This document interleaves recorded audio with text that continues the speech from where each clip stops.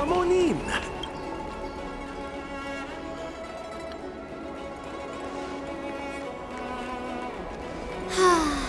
Seriously? When is this war dance going to start? The Sky Splitter has been hovering there for ages. When can we board and see what's inside? Is this how long-life species live? Everything proceeds so slowly.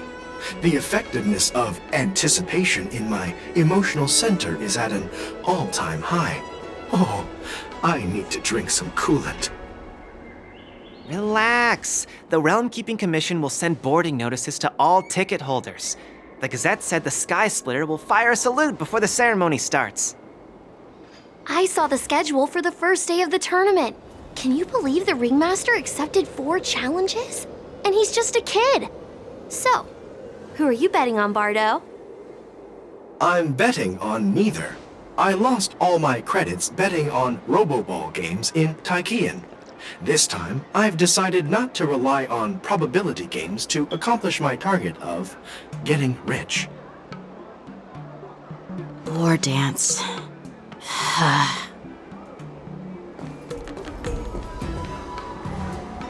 There you are. I heard you and Mr. Dan Heng went to meet the judges, and then a riot broke out in the shackling prison. I was so worried about you. Thank goodness you both made it out safe.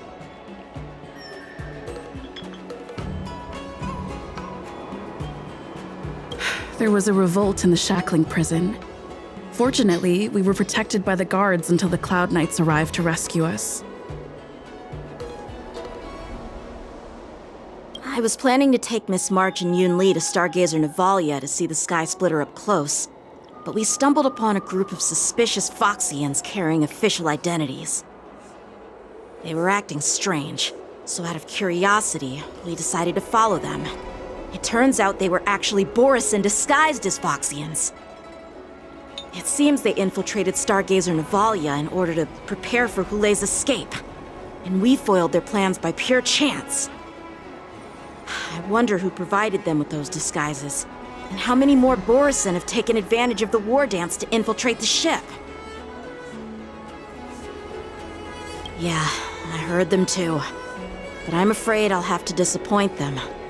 I've already reported to General Jingliu that I'll give up my role as the ringmaster. The security of the Luofu is more important to me than anything else.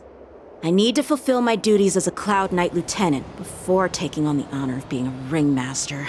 Those tourists just want to see some good sword fights. Anyone can participate in this kind of tournament. It doesn't have to be me. The real challenge lies beyond the ring on the Sky Splitter. If we don't capture the fugitives soon, Hoolay will wreak havoc. Obviously, there's someone behind the scenes orchestrating this prison break, intending to spread chaos. If we fail to thwart their evil plan, what honor will be left for us to uphold? Well said. You may be tiny in stature, but your ambition matches that of the Yaoqing's warriors. Hey, this has nothing to do with my height.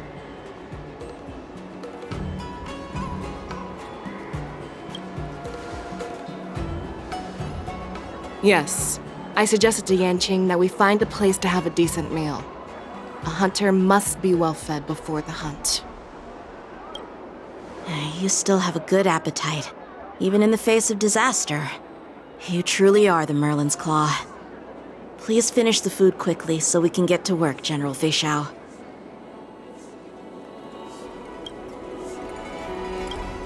Well, that's not up to me. Dig in.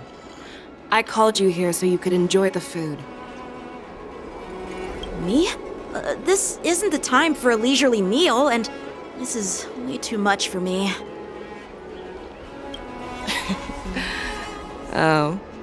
You'd give me time to enjoy a meal, but not yourself? Ever since you encountered those borisin spies, you've been so busy that you've hardly eaten anything. You can't defeat Hoolay on an empty stomach. Take your time. Enjoy the meal and calm yourself. Hoolay's whereabouts are still unknown, And they've even taken Mr. Jiaoqiu hostage. The longer we wait, the more complicated the situation becomes. Jiaoqiu always said I'm the most impatient person among the Cloud Knights, and I can't argue with that. So, there's no reason for you to be more anxious than me. I've fought against borisin abominations for years, and I know their ferocity and cunning well. The borisin were clearly well prepared for this prison break, and now they are staying in the shadows. They have no reason to rush out into the open. When facing cunning and ferocious prey, the hunter must be more patient, biding their time to seize the golden chance for a decisive blow. Once Hoolay loses his patience and reveals himself, that's when we'll strike. But when will that time come? Like I said, it's only one meal away.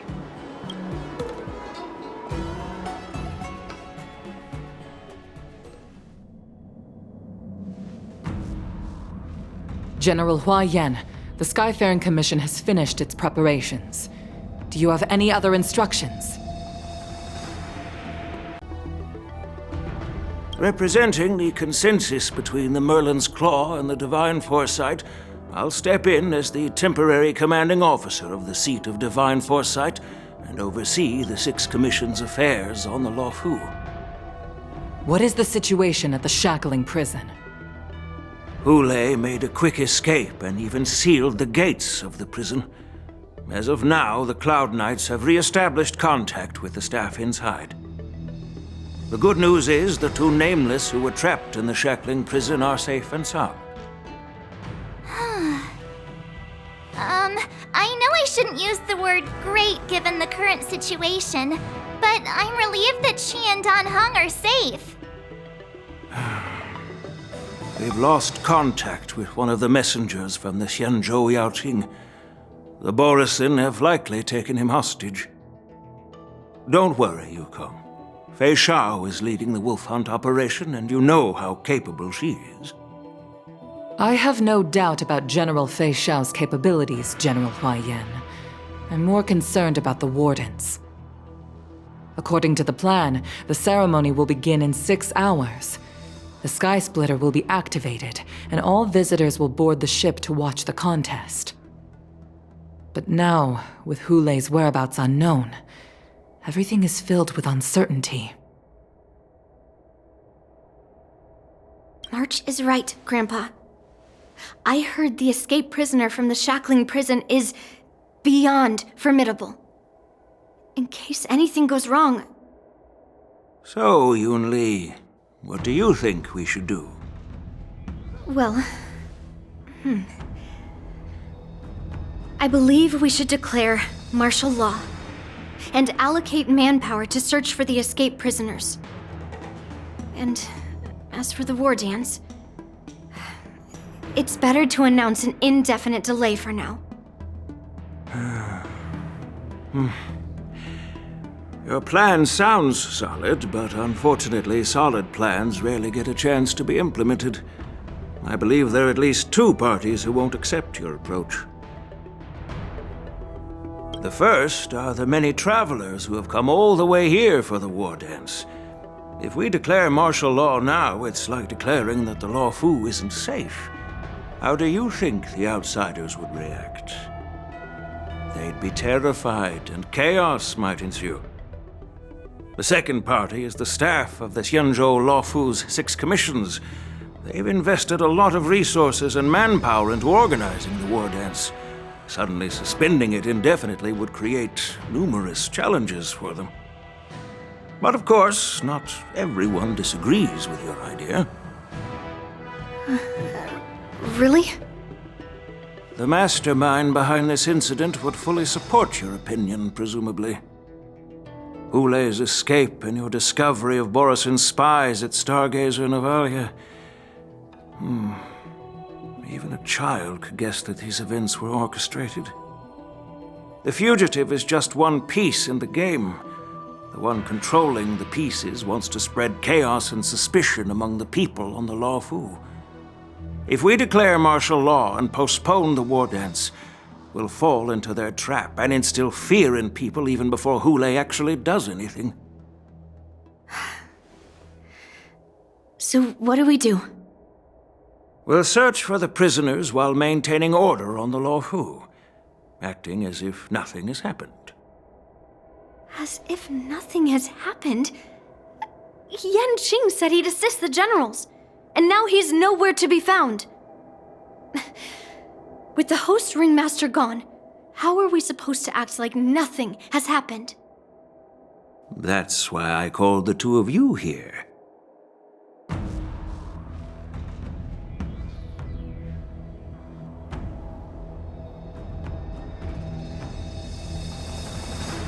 General Huaiyan, are you asking me to take Yanqing's place as the ringmaster? You caught on quickly, Miss March. That's exactly what I mean.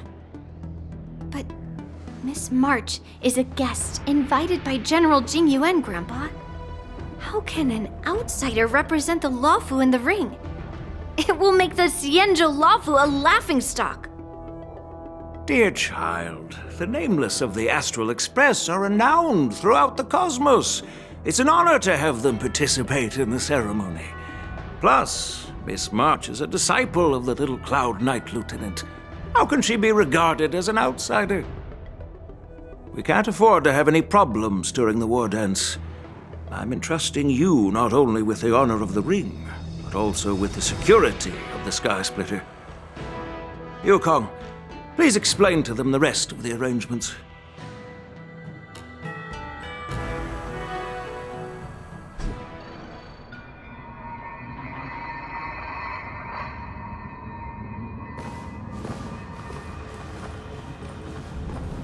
I am sorry for our improper management, and I truly appreciate your assistance, General.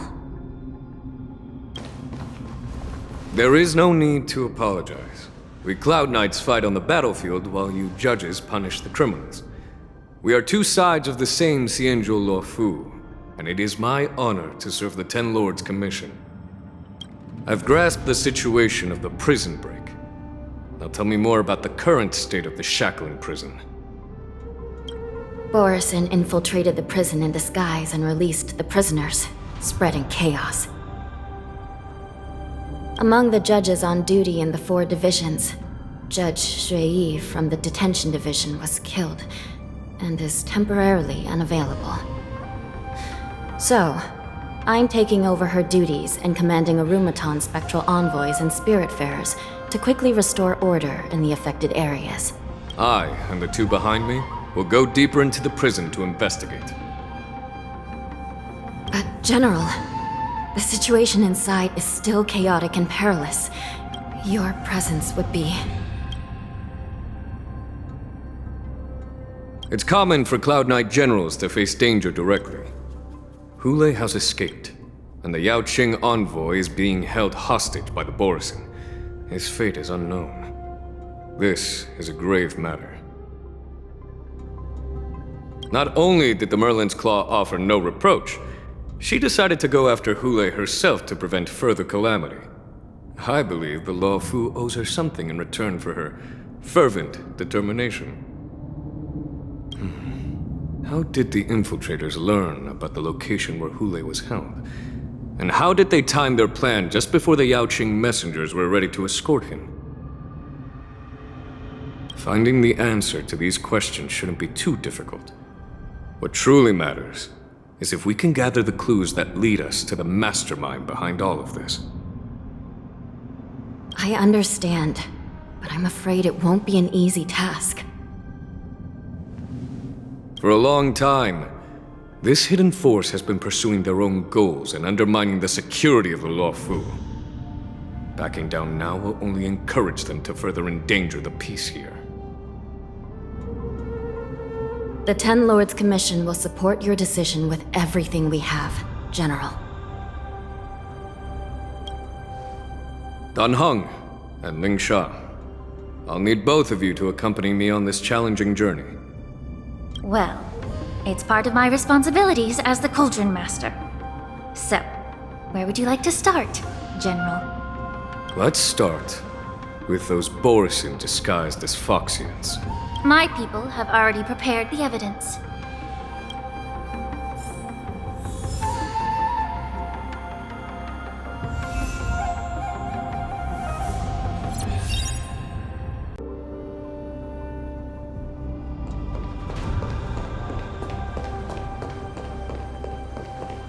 According to Lieutenant Yanqing's report, he stumbled upon a few suspicious Foxians at Stargazer Navalia.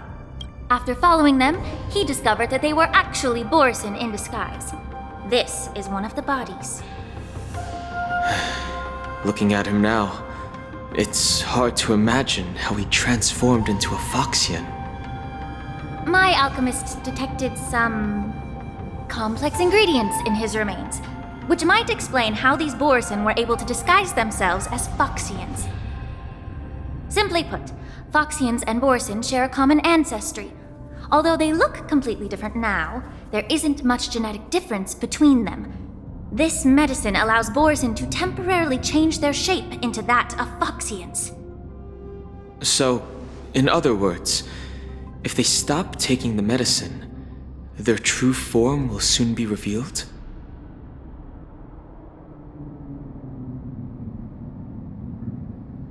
Indeed. This means that these borisin have a steady supply of the medicine within the Lawfu. The disciples of Sanctus Medicus. Looks like the Alchemy Commission is involved once again. When I was sorting through the prescriptions they use, I came across one called Semblance Reversion Essence. It's designed to help those disciples suppress signs of their Mara-struck forms and maintain their normal appearance. When I compared it to the medicine found in the borisin's body... They're one and the same, aren't they? The medicinal properties and ingredients may differ, but the principle remains the same. Since ancient times, the borisin have always sought to have more powerful bodies, regarding the Foxians as weaklings. Yet, in order to save their warhead, they were willing to disguise themselves as Foxians. Their determination is quite remarkable. If these infiltrators rely on the medicine to maintain their disguise, then following this lead in our investigation seems prudent. Please follow me. Here we are. According to the judge, this area is not yet under control, so we should proceed cautiously. I've captured the nature of the medicine in my sensor. By following the medicinal fumes, we should be able to retrace the steps of the disguised borisin.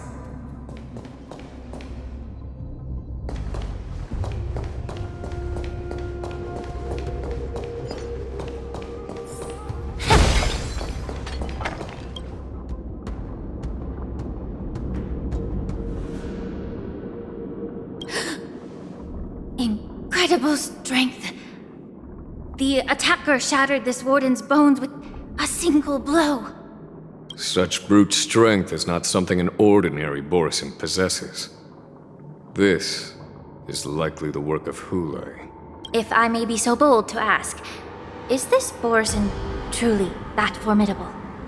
I have lived a bit longer and engaged in a few more battles than you, Miss linghsa. To the Alliance, borisin have always been the most formidable adversaries. And Hoolay is a monster feared even among his own kind. With his strength, Hoolay united numerous borisin pacts, forming a grand army of abominations of abundance. They constantly pushed the Alliance's armies into perilous positions. Over 7 centuries ago, I followed my mentor on a campaign against the abominations. And I personally witnessed the devastation on the battlefield after Hoolay appeared. Even with medicinal pellets that suppress the fear caused by his lupitoxin, countless Cloud Knights succumbed to panic in the face of his murderous aura. They couldn't even raise a hand in resistance. By the end of the battle, only a few of us remained. The crimson moon cast the sheen of blood on all. Everything I saw was painted dark red. If that's the case, why wasn't the beast executed instead of being imprisoned? On the Xianzhou Juming, the judges cast those unforgivable and nearly immortal abominations of abundance into the eternal flames of the stars, reducing them to ashes. Their so-called immortality is just a facade. I mean, nothing can truly defy death, can it? I just don't understand why the Luofu kept this tumor for so long, leading to the terrible situation we're facing now. But I guess I understand. The people of the Luofu are known for their kindness. Even when faced with the malignant tumor within the Alchemy Commission, they couldn't bring themselves to cut it out. Instead, they exiled the healer, who tried to solve the problem, to the Xianzhou Juming. I understand if you hold grudges against me, Miss Linghsa. I take the blame for the resurgence of the disciples of Sanctus Medicus. As for why Hoolay was only in prison, I can shed some light on that too. I'm just a healer. I'm not familiar with the past. I'd appreciate it if you could enlighten me, General. All right. Let me tell you more about it as we go.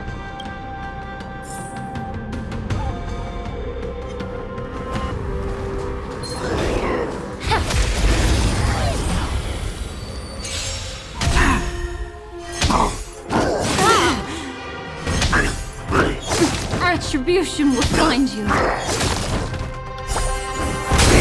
Immerse yourself in it. Time to cleanse the filth. Destiny isn't chosen. Relax.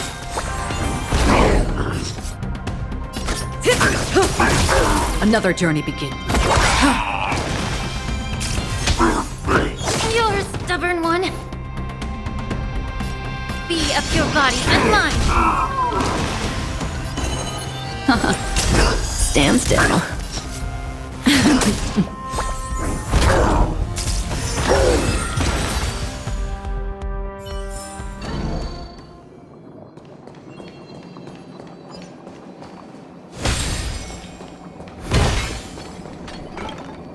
Did this Cloud Knight also take the medicine?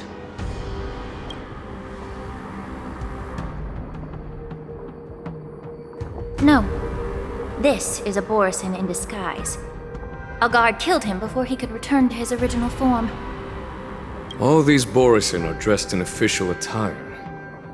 Besides the Cloud Knight, there were also 2 borisin disguised as members of the Skyfaring Commission and the Artisanship Commission. Whoever is providing them with official identities must hold the position of power.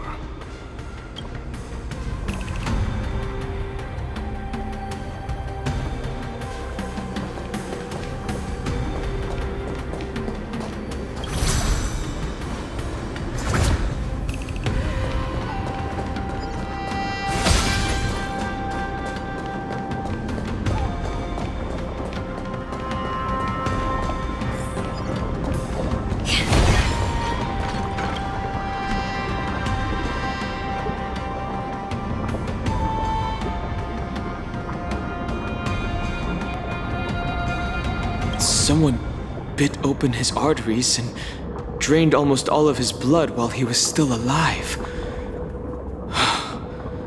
Such a cruel and ruthless act. Despite being a long-lived species, borisin are actually more like predatory beasts that must feed on raw blood and flesh. I've heard that Hoolay was deprived of food and water in the shackling prison. It's hard to imagine how he managed to suppress his hunger for over 7 centuries. Will the hostage from the Yaoqing be able to avoid being his meal? Such is the terrible nature of the abominations of abundance. We subjected him to the Forest of Swords to drain his life force. But in the end, his punishment turned into a test of our patience. Just like you said, Miss Linghsa. Casting a creature that can't be killed into a star would be a way to permanently get rid of it. the Foxians didn't agree to that. Exactly. The atrocities committed by Hoolay went beyond mere massacres. Throughout numerous wars, we made every effort to eradicate the borisin. But Hoolay, with his mysterious sorcery, turned countless Foxians into his pawns. And so the borisin kept returning. The Foxians curse his name day and night, and they even use it to scare children into staying quiet. How could they grant a swift death to such a great sinner? I wonder if you know why Hoolay wasn't taken into custody by the Foxian majority Xianzhou Yaoqing, but instead imprisoned in the Xianzhou Luofu linghsa. As you mentioned, your mentor was an exceptional warrior and was the one who defeated Hoolay, an extraordinary achievement. Therefore, the marshal placed this feral beast under the jurisdiction of the Xianzhou Luofu as an honor, I assume? It seems you have a major misunderstanding about this arrangement, Miss Linghsa. Allow me to explain it to you.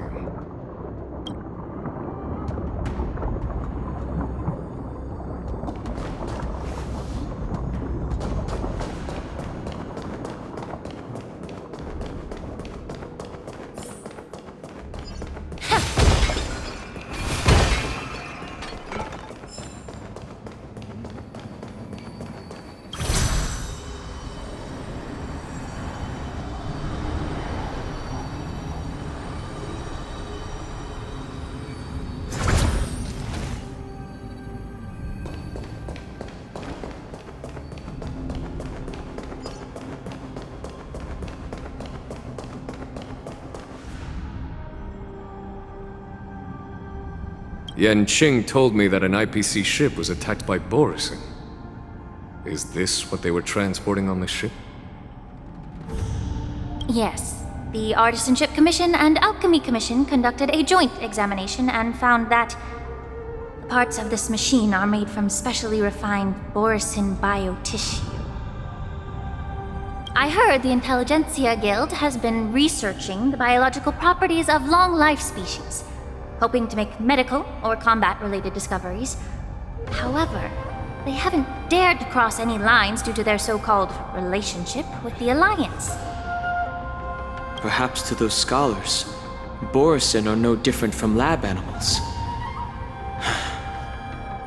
Maybe the borisin attacked that ship to retaliate against the Intelligentsia Guild for experimenting on them? No. If it were only about revenge, they could just wreck the ship and destroy all the cargo, instead of allowing it to end up in the shackling prison. It was a deliberate display to showcase the dangerous nature of the cargo in broad daylight. This way, the cargo would end up in the shackling prison, serving as a tool for the prison break. This skill in exploiting the blind spots of others' mindsets is so atypical of them. I'm afraid the IPC and the Intelligentsia Guild unknowingly became their accomplices.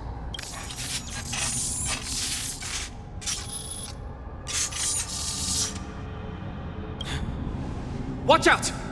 This thing is still alive!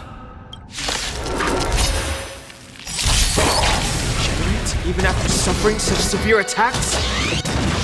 Their imitation of long-life species has crossed the line. Be of your body and mine! What do you want to know? Ill fate descends! May as well kill 'em all. Good times. Time to say bye. Boom. The truth burns clear as a flame. Everything in this world is bleeding. Normal. I weep for the departed. It too shall fall. Relax.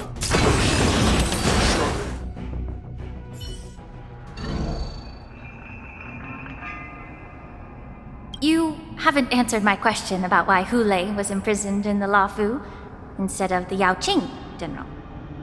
You've been reserved in your response. Could it be that such an arrangement wasn't an honor? The reason why the Marshal didn't leave Hoolay on the Yaoqing lies in the very mech in front of us. Are you suggesting that there are people trying to understand Hoolay's secrets and use them for their own purposes? Just like with this mech? Well, I understand. I've heard that the Foxians on the Yaoqing share a bloodline with the borisin. And just like the borisin, some of the Foxians there experience an uncontrollable insanity called moon rage. The Marshal believed that this would be inhumane and no different from what the borisin did, so... Exactly. While borisin see moon rage as a blessing that unlocks their true potential, Foxians see it as an inevitable curse within their bloodline. Countless healers of the Yaoqing have attempted to unravel this mystery, but to no avail. Why can borisin control the power of moon rage? Can we Foxians break free from this curse? These questions were asked frequently. Each questioner had good intentions. But the road to catastrophe is paved with good intentions. To the Foxians of the Yaoqing, Hoolay was not only the warhead of the borisin, but also a monster that could be the subject of much research. Hoolay thus became a poison that corrupted people's minds without their knowing. That's why the Marshal decided to imprison Hoolay and the Luofu. It wasn't an honor, but rather a warning. Because such selfish pursuits in the name of good intentions once led to a tragedy on the Luofu that served as a warning to future generations. This edition of Imbibitor Lunae. By imprisoning Hoolay and the Xianzhou Luofu, the Marshal both suppressed the dangerous intentions of the Yaoqing Foxians and warned the Xianzhou Luofu to refrain from repeating its mistake. That was a necessary trade-off. The Xianzhou alliance is not solely about the Xianzhou natives. Only when all three races, Foxian, Vidyadhara, and Xianzhou natives, form an alliance, will there be a promising future for all. Thank you for enlightening me. Was it for the same reason that you traded off my mentor to the Xianzhou Zhuming, only to stand idle and allow the resurgence of the disciples of Sanctus Medicus? You said that I couldn't bear to cut out the malignant tumor within the Alchemy Commission, but instead exiled the healer who tried to solve the problem to the Xianzhou Zhuming. But did your mentor tell you her good intentions led her to perform certain healing arts on Dun Heng, who had just finished his hatching rebirth, so that he would regain the memories of his past life? What did you just say? She believed that restoring the High Elder's knowledge of his past life would allow the Vidyadhara to resume their duty as the guardians of the Ambrosial Arbor, quelling the strife within their clan and bringing everything back on the right path. But just as I mentioned earlier, the road to catastrophe is always paved with good intentions. Since then, the 6 charioteers decided that the Alchemy Commission would no longer have a cauldron master. Until your arrival now. If that's the case, I should thank you for protecting my mentor by exiling her, General. Quite the contrary. I should be the one thanking you. Thanking me? All I ever want is to have a clear conscience. However, can long-life species truly achieve that goal in their long-drawn lives? For example, you were implicated along with your mentor and forced to leave your homeland without knowing the truth. And now, with the complicated situation in the Alchemy Commission, the Alliance has spared me a lot of trouble by sending you to handle this challenging task. Shouldn't I be thanking you instead?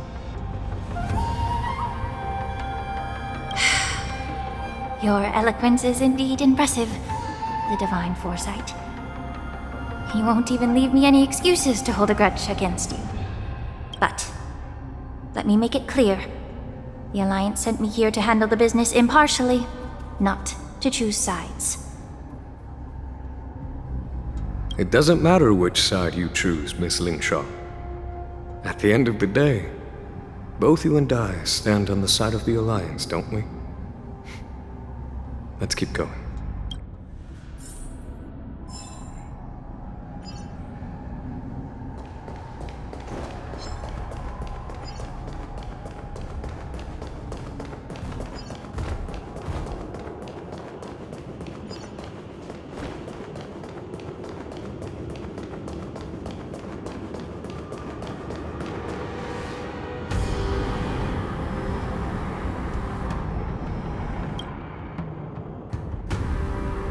These Mara-struck soldiers don't appear to be escaped prisoners. How can you tell? These soldiers are fully armed. Obviously, they didn't hastily join the battle. The messenger named Moza did say that there were two groups of attackers. And the other attackers, aside from the borisin, could hide their tracks. I believe he was referring to these people. Hide their tracks? Exactly. I've engaged with these attackers before, and they used cloud hymn magic to hide their presence. Without careful observation, no one can detect them. You once warned me to be cautious of the Vidyadhara Elder's influence within the Alchemy Commission.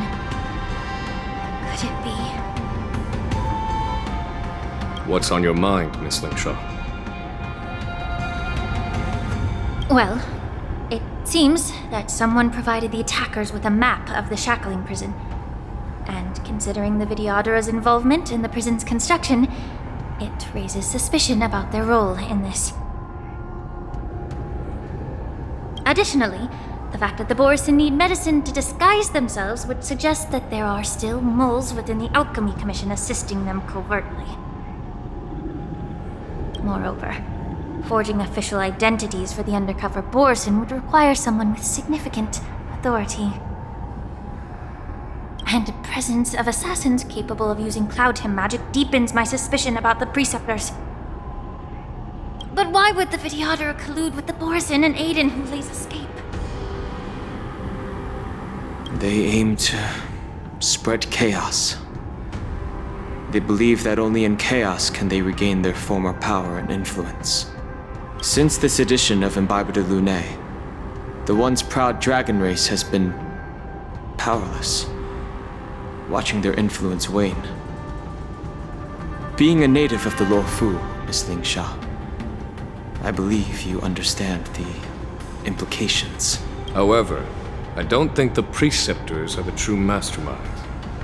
If I'm not mistaken, the one behind all this treachery is the Lord Ravager who exploited the weaknesses within the Luofu and instigated the disciples of Sanctus Medicus, ultimately leading to the Ambrosial Arbor's resurrection. Fentilia. Please remember, General, that everything I've mentioned is mere speculation. We need concrete evidence for a public trial. If you want to interrogate someone within the Vidyadhara's ranks, you'll need irrefutable proof. So, what's your plan, Miss linghsa? I'll send an invitation to the Preceptors. An invitation? The Preceptors have been inviting me for a personal meeting since my arrival on the Luofu. Now, I'll send them the remains of these Mara-struck soldiers and the route map I found in the prisoner's possession. Then, I'll ask them to meet me at Scale Gorge Waterscape. I'd like to hear their explanations. Good idea. If I were to take action, it might alert the true mastermind. I trust you to handle this matter, Miss linghsa. The internal affairs of the Vidyadhara should remain under their jurisdiction. And don't worry if things don't go smoothly. Once the wolf hunt operation is over, the hidden truths will come to light. Speaking of the wolf hunt operation, I'm truly worried about the Yaoqing messenger who was taken hostage. Hoolay was starving in the shackling prison for centuries. I don't know if the messenger can survive in that wolf's clutches. May Rainbow's blessing keep him safe.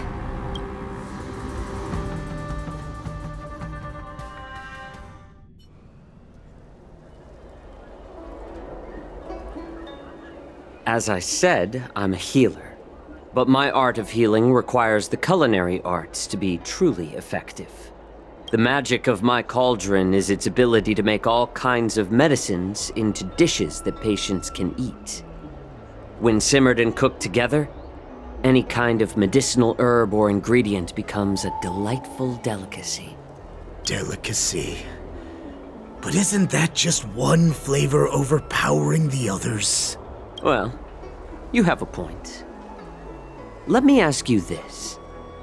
If there's a fussy child who refuses to eat green peppers, what's the best way to make him eat them? Stuff the kid's mouth with the green peppers and cook him alive in a pot. You have quite the sense of humor. I've heard that you borisin have lost many of your taste buds during the self-modification process, so you can't experience complex flavors. Only the saltiness of blood and flesh truly awakens your appetite. It's a shame I don't have any green peppers right now. Otherwise, I'd happily stuff them into your mouth and cook you alive in a pot. I'm just kidding. The answer is quite simple. Chop up the peppers and mix them with minced meat to make meatballs. This way, the flavor of the meat overpowers the taste of the peppers. And even a fussy child can enjoy them. Can I just boil your tongue in this hot pot? I know you're trying to buy time until someone comes to your rescue. You said that Jingliu recently returned to the Luofu, right? Well, she did come back. But, unfortunately, I also found out that she committed serious crimes and was escorted to another Xianzhou ship. Do you really think you can delay our departure by provoking Lord Hoolay's desire for revenge with your clever little tongue? You see borisin as savages who know nothing about the Xianzhou, but in fact, we know all about your tracking tricks. Like the jade abacus you're carrying, and the side cranes in the sky. The more hope you hold in your heart, the greater your pain will be when death comes. I wonder if you can maintain your composure when I tear your throat open. His composure is only a temporary effect of the medicine. And it will wear off soon, right? Lord Hoolay! Oh, you pathetic Foxians. For thousands of years, we were the ones who allowed you to live, and who granted you civilization. But in the end, you chose to betray us for the freedom promised by the Xianzhou people. But it's all right. As long as you catch the scent of your masters, you obediently return to us, no matter how far you run away.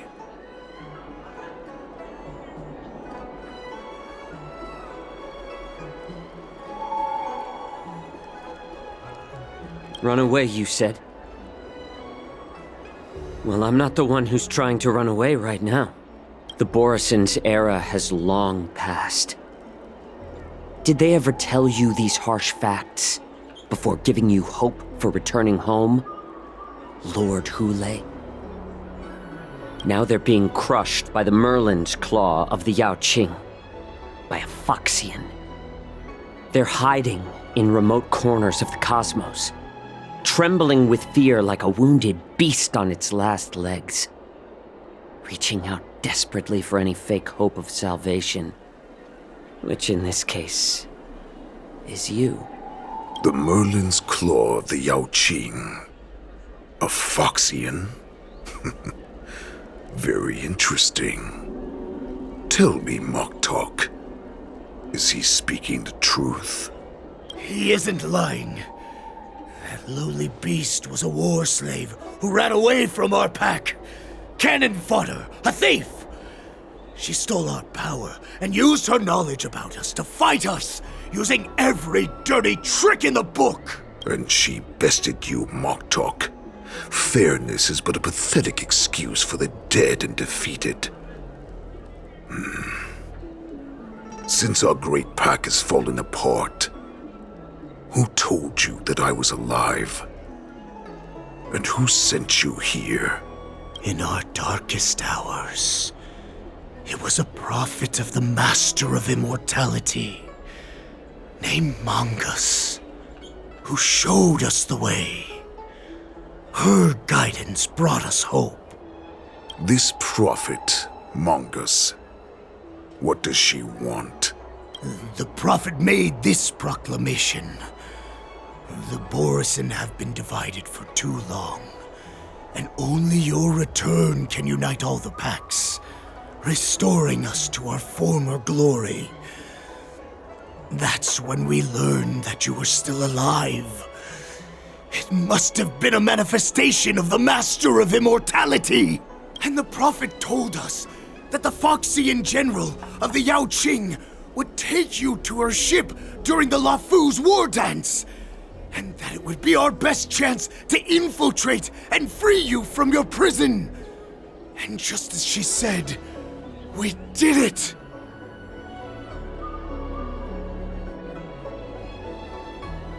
Even if you managed to set Hoolay free, you'd have no way to escape. We've already prepared our ships, and the prophet's prediction will surely come true. Once the news about the prison break spreads, the Cloud Knights will close all the ports. You may think you've escaped the prison, but you're just trapped in another cage, known as the Law Fu. Let me kill this unruly, lowly beast, Lord Hoolay! I assure you that our star skiffs will soon arrive. Right now, everyone in the Lafu is distracted by the stupid war dance, so this will be the perfect chance to escape. Once you've returned to your territory, your revenge against the Xianzhou ships will be within reach. Perfect chance to return to my weak and shattered pack at the mercy of a ridiculous false prophet and become a mere puppet in her clutches. Her plan is full of flaws. The only paths she has prepared for you are escape and death. Listen up. A wolf never allows itself to become prey. From now on, you'll follow my orders. Since you are so confident that the Cloud Knights will close the ports, Jiaoqiu, I'm now giving you a chance to go and see it for yourself. Go to the ports, come back, and tell me what you saw. Wait, what did you just say? But my lord! Would an alpha wolf ever listen to a cub, Moktok? No, I've never heard anything like that. I wasn't trying to defy your will. I will always unquestioningly follow your orders. I'm offering you a once-in-a-lifetime opportunity. Don't you want to run away, Jiaoqiu? You will come back, because Foxians like you always obediently return to their masters, no matter how far they run away.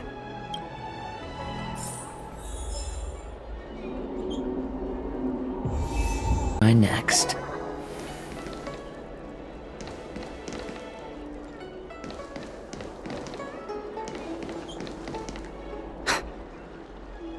I can't believe he actually let me go.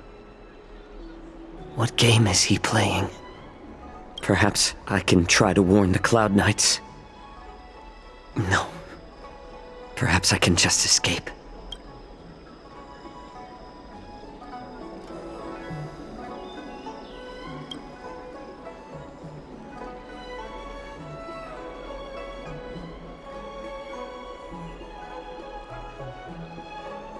Just as I suspected. He's testing me. The Cloud Knights must have been aware of the situation inside the shackling prison for some time. Will General Feixiao personally lead a squad to capture Hoolay? For now, I'll do as he asked.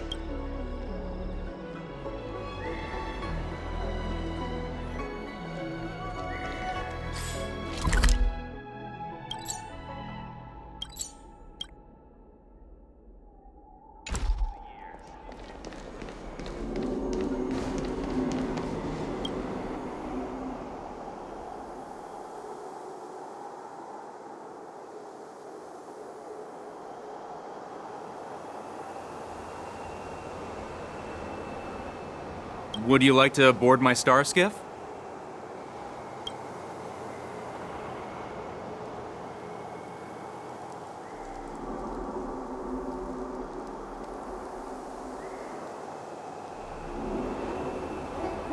Well, my little star skiff can't accommodate that many. But I have a larger one that will arrive in less than 15 minutes if you need it. So, where would you like to go? We need to hurry wherever we're going. The war dance is about to start, and the Skyfaring Commission is prioritizing star skiffs heading to the Sky Splitter.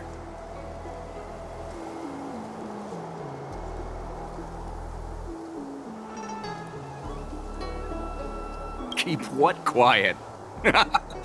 Come on, spill it if you have something to say.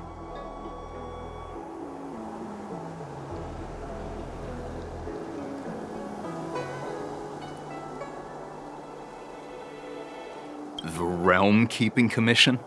It's right up ahead. Look, I've got a business to run, so why don't you go there yourself?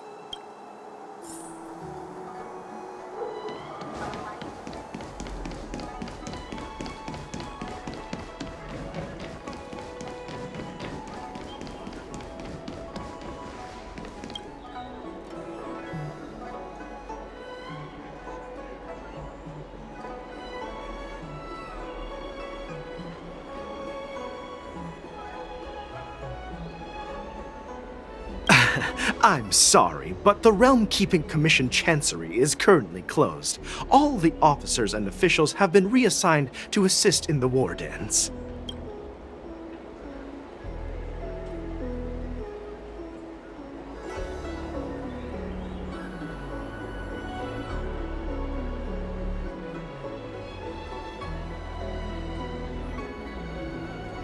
If I can help you.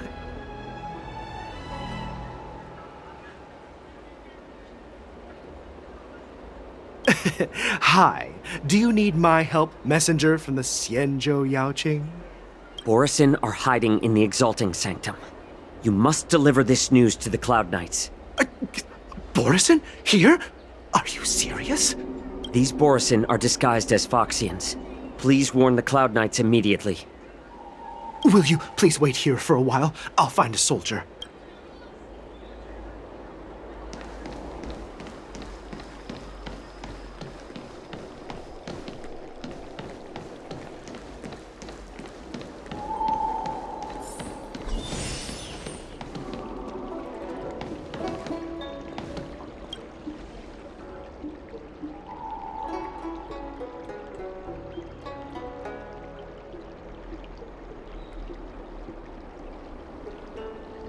Hey there. I noticed you'd been looking at me for quite a while.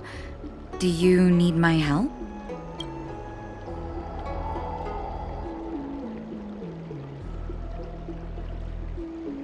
Could you please provide more details?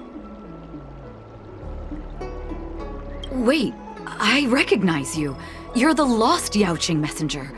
How are you here? I was brought here by the Borisin. Please make sure to report this news. All right, I'll call for reinforcements.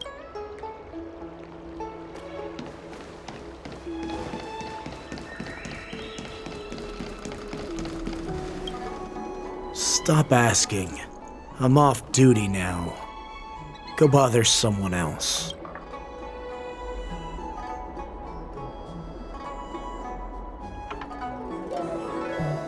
Can't you just stop asking? You're not one of us, but I smell a familiar scent on you. The warhead sent me here to check on the situation. No, not at all.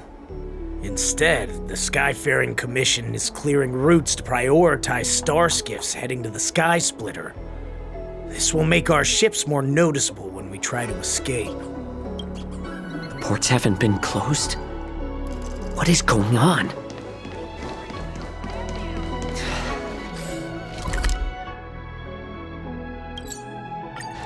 Stalling won't help. It's time to confront Hoolay and see what tricks he's up to.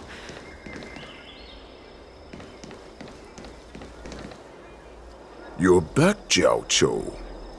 Come and take a good look. Who are these people? This Cloud Knight says there's official business that requires my cooperation.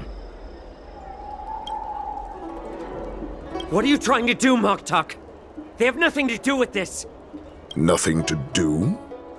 I told you to go to the port and check out the situation. But I never gave you permission to talk with others. Remember, these people died because of you.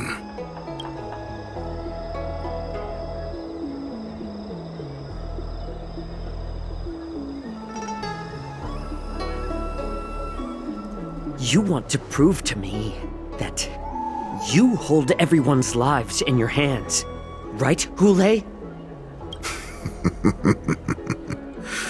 Oh, exactly as you said. So... No. They don't want to publicize my escape. I understand. It's no surprise, for fear is more deadly than claws and fangs. Especially during a festive time like the war dance. What lurks here is not a group of fugitives, but rather a pack of wolves amidst the flock.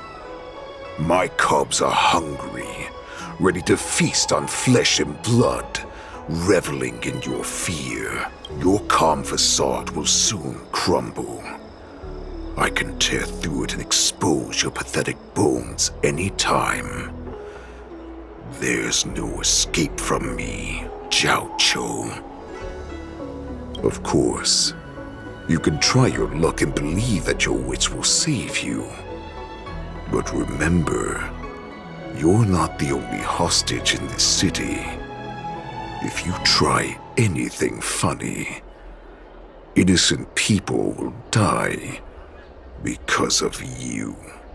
Now, let's talk about the Foxian general you serve.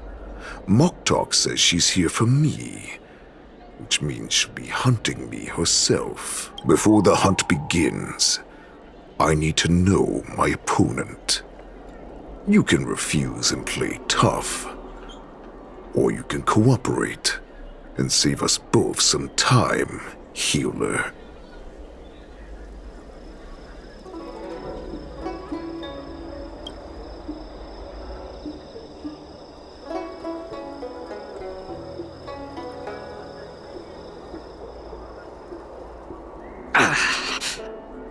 Good. At least you didn't try to draw attention with a scream. That way no one will die in vain. Fine. I'll tell you what you want to know about her. But I expect something in return. What makes you think you're still in a position to negotiate with me? You can torture me until I talk. Or let's save us both some time. Warhead. Here's the question that's been bothering me. How have you managed to survive and endure centuries of torture? borisin aren't supposed to live that long, or possess such regenerative abilities. So, is that why the Shenjiao Yaoqing wanted to take me away? To some, I'm a hostage, but to others, I hold the secrets they desire.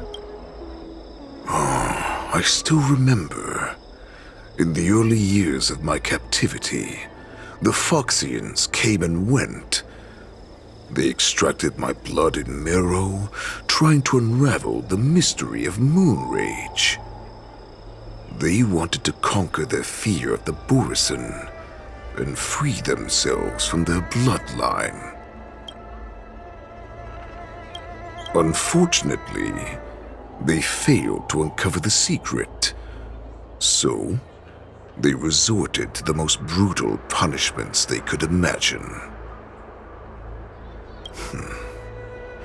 Some seek power to destroy their enemies, while others seek power to become their enemies. Which one are you, Jiaoqiu?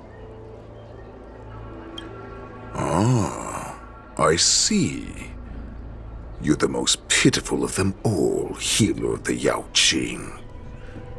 You seek power to share it with others and do good. Well, then let me tell you the answer you seek. In our ancient legends, Duran, the ancestor of the borisin, was dissatisfied with his limited lifespan and power. He yearned to dominate the skies and become the master of all the stars. To achieve his goal, he sacrificed the lives of countless borisin and Foxians, pouring them into the spring bestowed by the Master of Immortality. Through a form of genetic sorcery, the water gave birth to a miracle. The lunar embryo. Duran ascended the birthing bed and obtained what he desired, a heart in the shape of a deep red full moon. He cut open his chest and replaced his original heart with this crimson moon. Laugh all you want, but only I know the truth behind every word. This moon heart beats within the body of every generation of the borisin warhead. In the ritual that decides the new warhead, the successor cuts open the previous warhead's chest and consumes the divine heart, thus possessing it as their own. Devouring is the true essence of life, allowing us to endure and thrive. It gathers the life essence of all the prey we consume, making us stronger and stronger. I thought all hope was lost after 7 centuries of torment. But now, this heart is beating once again. All right. Now it's your turn to tell me everything about the Merlin's Claw.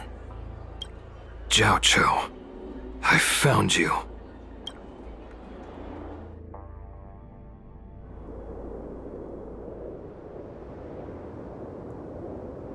I know I'm in no position to question your orders, but if I understand correctly, you already have intelligence about the borisin? That's right. My people are busy collecting clues now. What's the situation, Wadza? General, before we completely lost contact with Jiaoqiu, I picked up a signal from his jade abacus. It won't take long before we locate their whereabouts. If that's the case, shouldn't we immediately go there and join forces to eliminate the borisin?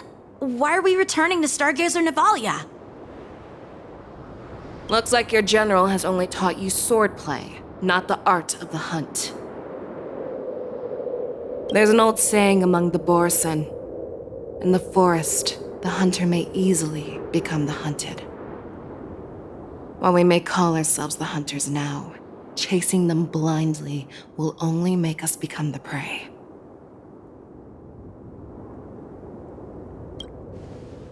Are you joking, General? He's just a wolf who's been imprisoned for 7 centuries. Even with his accomplices, they're no match for us numerous Lawfu Cloud Knights. How could he consider us his prey? Do not underestimate the enemy.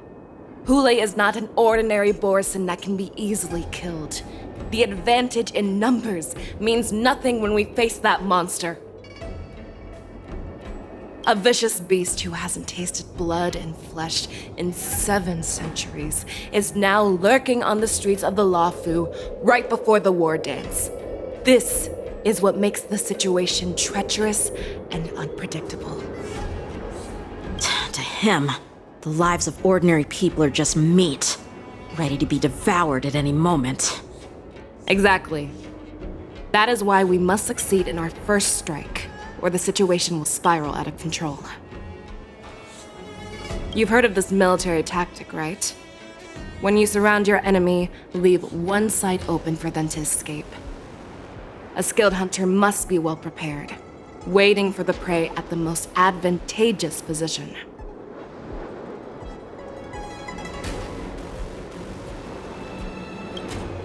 What would we do if we were the escapees from the shackling prison? While we can disguise ourselves and blend in with the crowd, we don't plan on staying here for long. In this case, what do we need most now? A star skiff to get us out of the Lawfu. The borisin we discovered at Stargazer Navalia were actually preparing a vessel for their escape. We predict their next move, and we take them down. Let's start from where you found those borisin and corner our prey.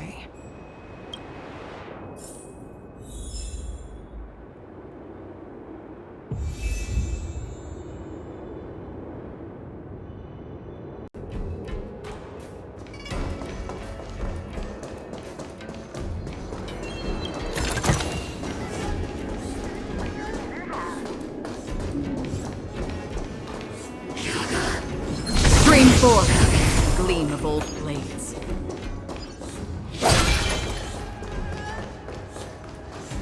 This is where we ran into the borisin last time.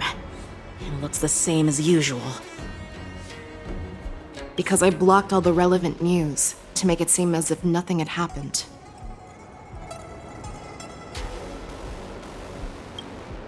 Losing contact with their accomplices preparing the star skiff will surely put them on guard. However, the more well-prepared a plan is, the longer it takes to adjust when it's disrupted. If any borisin wants to stick to the original plan despite the risks, they'll surely come back to Stargazer Navalia to check the situation. Are you suggesting that there are borisin here at Stargazer Navalia right now? This is an automated area, so don't you think that there are a bit too many people here today? First, look at those 2 Skyfaring Commission staff members. They've been observing us in secret since we arrived here. Then there's a Cloud Knight soldier over there. Perhaps he's here for patrol, but each patrol team must consist of 2 members, and obviously he is not following the rules. Lastly, there's that craftsman wearing Artisanship Commission clothing. He's unusually focused on checking that device. If you have a target in mind, let's go investigate.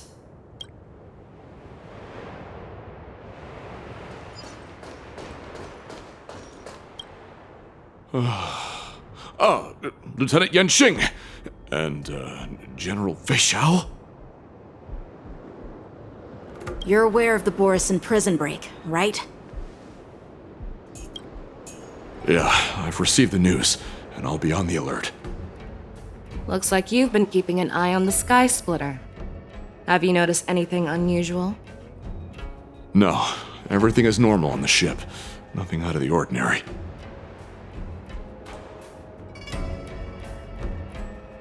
This is not a location for a Cloud Knight on guard duty, is it? Well, this spot offers a great view. Are you here to keep an eye on the Sky Splitter? Yes. You've been observing the Sky Splitter for a while. Have you noticed anything? Honestly, just watching the ship from here isn't too thrilling. I wish I could go on board and witness Lieutenant Yanqing's contests. Speaking of which, Lieutenant Yanqing, aren't you supposed to be on the Sky Splitter?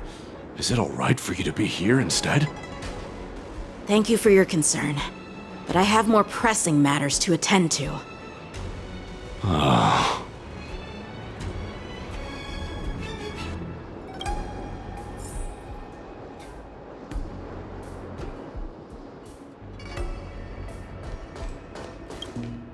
Hey, you there! Please refrain from wandering around Stargazer Navalia if you're not... Oh, it's you, Lieutenant Yanqing. No, not at all. Actually, I'm here to address a peculiar issue. A peculiar issue? Yeah, we've had some unscheduled star skiffs being constructed at this dock in Stargazer Navalia. Could there have been an error in the production planning for the assembly line? This is just weird. I thought all the pending star skiffs from before the war dance had been scheduled already. I'm sorry, but I need to focus on my work right now. If you have any questions, we can discuss them later.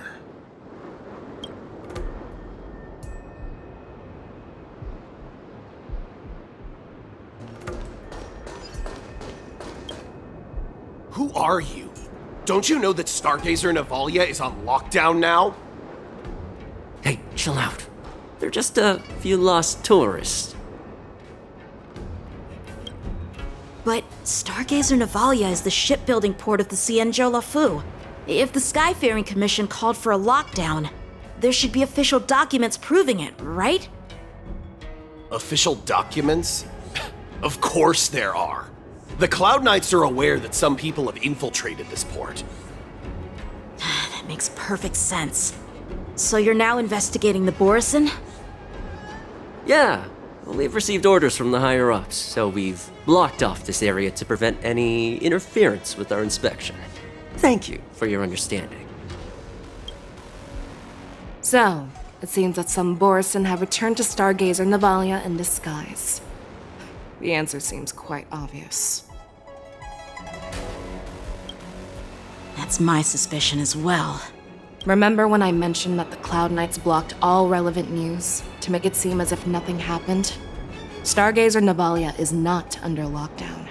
But on the contrary, those staff members use Stargazer Navalia is on lockdown as an excuse to persuade us to leave. This contradicts the Cloud Knights' plans. Their flimsy disguise has been exposed. Even if they try to hide, there's no way they can escape us.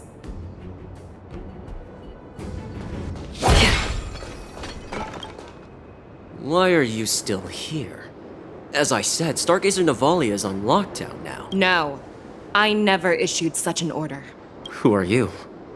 Perhaps you haven't met me on the battlefield, but I am certain you've heard my name. Now I'm asking you a question, so answer me. Tell me, how many more of your comrades are here? Where were you planning to meet Hoolay? This woman, she's the general of the Yaoqing. What are you still waiting for? Attack her!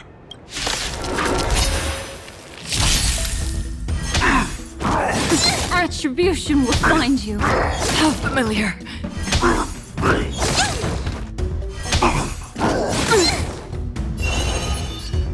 Ill fate descends. Beneath the waters lies an endless abyss. Come in it. Another journey begins, destined for oblivion. I weep for the departed. It too shall fall. Run! Tell Lord Moktok about this!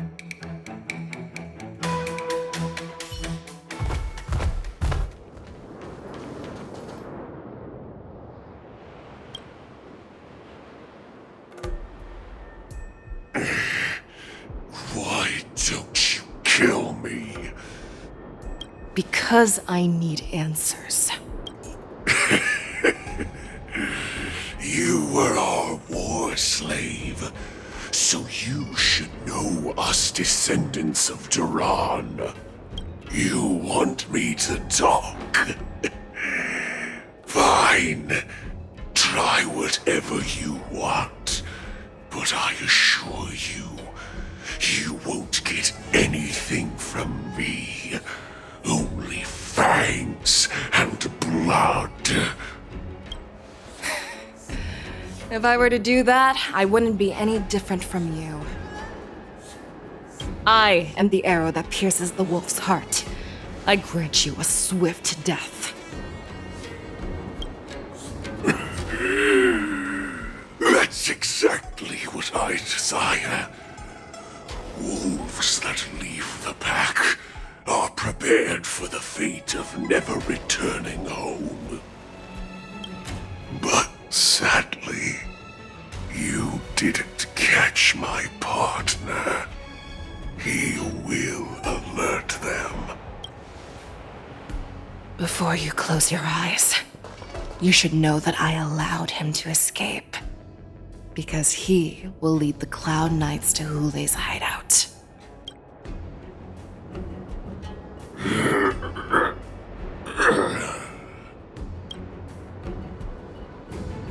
Is this how you leave one side open? You let that borisin escape so you could track him? This is the most common hunting tactic used by borisin. I know the methods of these abominations all too well. They always leave an escape route for their prey, allowing them to flee in fear. Then they chase them like it's a game. Borisin get great satisfaction from the last struggles of their victims. Have you witnessed these things firsthand? That guy called you a war slave. What exactly have you experienced? Well, just a hazy past that I can barely recollect. Long ago, I was one of them.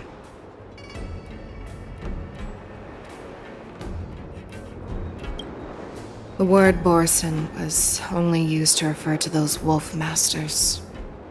I'm a Foxian who was born in one of the fallen territories. In their eyes, we're mere consumables. Cannon fodder used to slow down Xianzhou attacks on the battlefield. But you survived. And not only that, you became the general of the Yaoqing. If I get the chance, I'd love to hear stories of your past, General. Speaking of stories, you've reminded me that now is not the time for them. Wadza, we've sent the warning from Stargazer Navalia.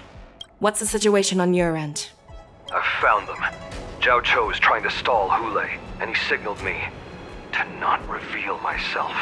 Trust his judgment and keep watching. We'll be right there. I believe the warning we sent will stop Hoolay from attacking Stargazer Navalia. What will he do next? The hunt is not over yet. Stay safe, Jiaoqiu.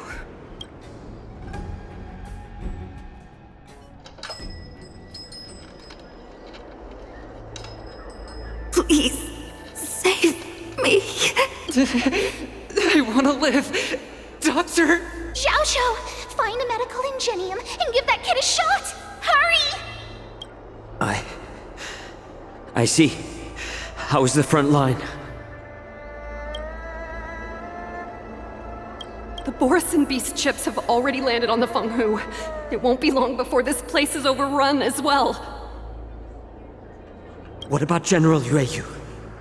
Any news from her? I'm her healer. I should stay by her side at a time like this. She asked me to tell you that she's not coming back. She must protect the Cloud Pier telescope. General asks you to save that kid. The girl fought desperately just to bring us all back here alive. I've never seen such a brutal fighting style. Her body, it's like she was split open. Just like... Her blood pressure is dropping. Do you hear me, Jiaoqiu? Loud and clear. Get me some tumble dust. We've got to start the operation right now. I will bring her back. Is that why you're so determined to learn my secrets? Do you hear me, Jiaoqiu? I do. Loud and clear. So she saved you all in that great battle on the Xiangzhou Fenghu 3 decades ago. But to your surprise, you discovered her borisin bloodline while she was at death's door. Moktok told me that she was a war slave who escaped from the Eclipse Pack. Oh, what a twist of fate. Turns out, she's from the same clan as I am. Now I understand. No wonder she displayed such astounding power, determination, and cruelty in battle. Turns out it's all because of her borisin bloodline. Mutt. Despicable mutt. And she used the gift of her bloodline to destroy the borisin.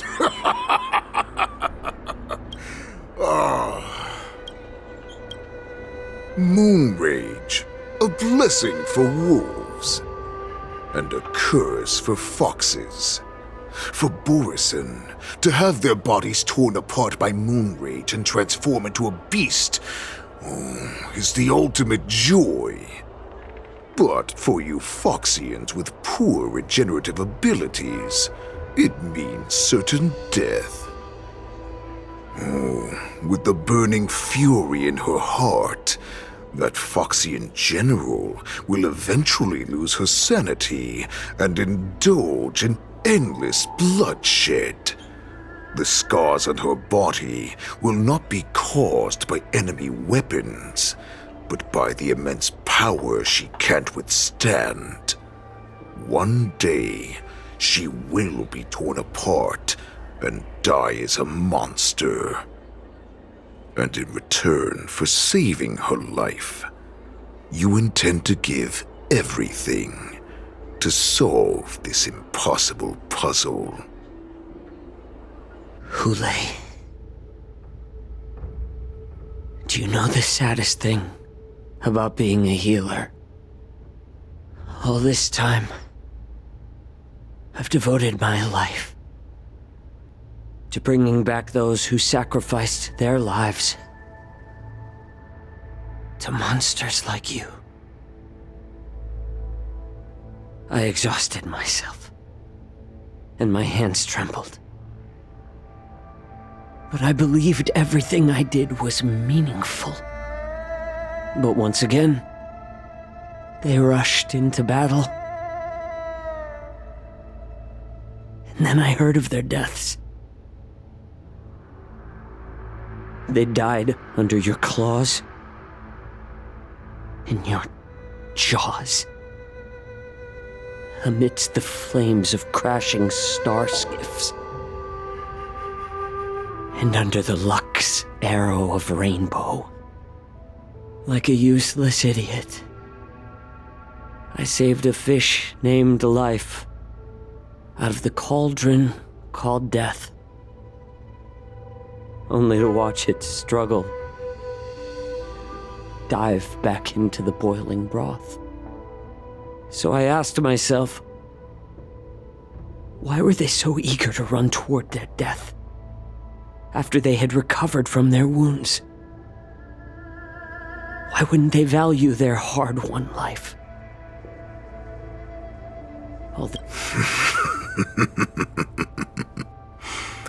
I can smell your desperation, all the way down to your bone marrow. Eventually, I realized that their deaths held value. They placed the weight of their sacrifice on the living, granting us strength.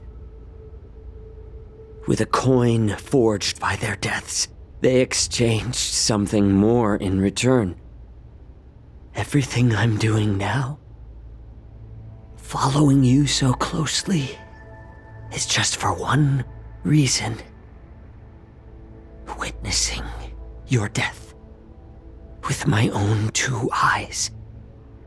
Even your death has value. It will pave the way for a peaceful war dance and a fully cured feixiao. The thoughts in your pathetic head are hardly surprising. Did you already know this? Yes, I did. As borisin, we understand the value of death more than anyone. And as a healer who has witnessed so much death, you won't be swayed by fear.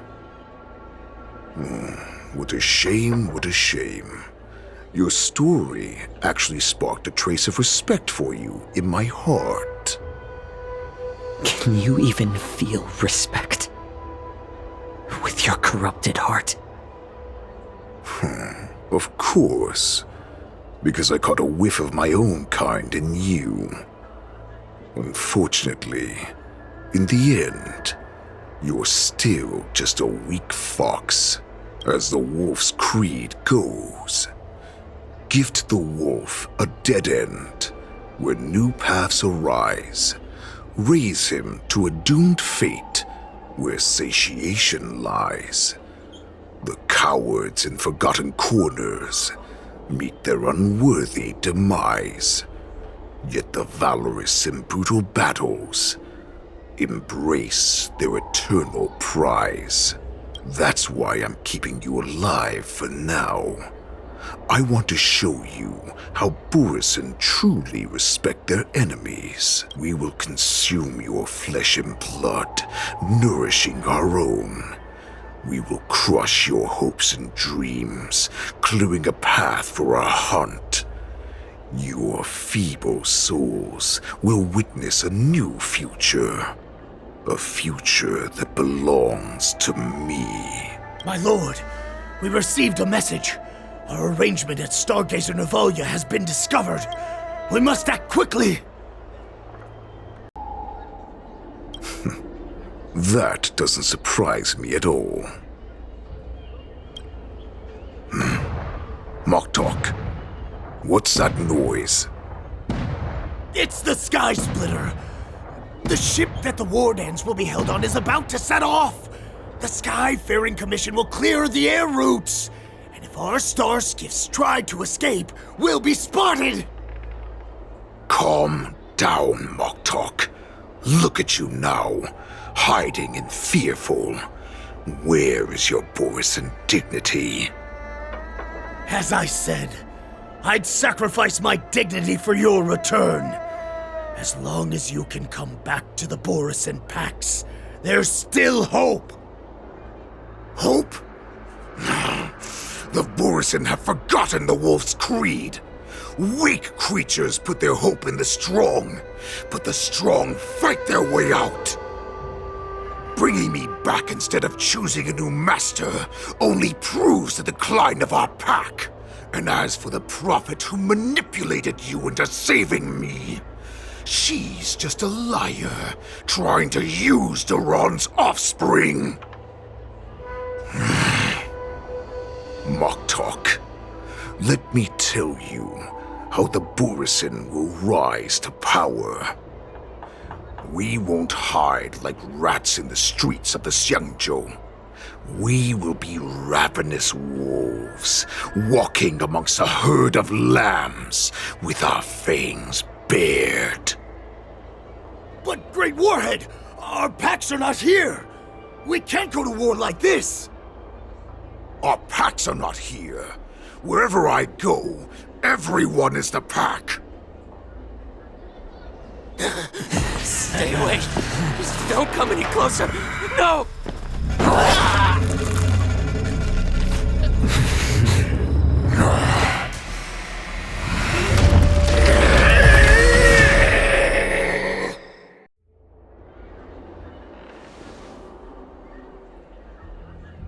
Moktok, we're the the apex predators at the top of the hierarchy. As wolves, we create fear. We don't become servants to it. If you're blind to the path, I will be the crimson moon that lights the way for you. Share my crimson blood with our brethren. Use it to infect those Foxians and strike fear into their hearts. Now, you devious monkey, come out and face me.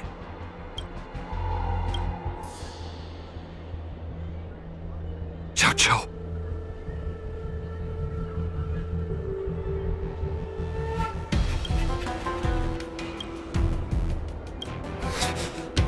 Linghsa. Run. No, he can't run, and neither can you. You've come at the right time, monkey of the Yaoqing. Tell your general. Tell her that I will unleash a massacre here, drowning the Xianzhou Lafu in blood. From this moment on, wolves bearing my blood will hunt on every street, feasting on the followers of that devilish archer. Follow me, my cubs! We shall stride among the prey! Give the wolf a dead end when new paths arise. Raise him to a doomed fate where satiation lies. The cowards in forgotten corners meet their unworthy demise. Yet the valorous in brutal battles embrace their eternal prize.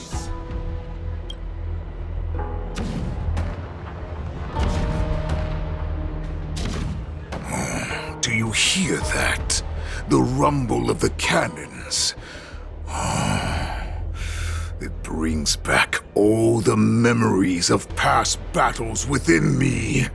My return will bring back the Wolf's Creed. In my own way, I shall save our weakened pack and restore it to its former glory!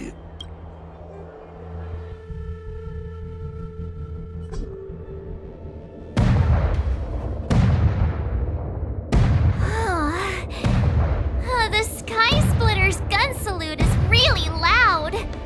So this is what the war dance is actually like? I feel like my eardrums are going to burst. Well, how could they expect to attract people to come and watch if they didn't make a huge spectacle? March, you haven't forgotten what you came to do, have you?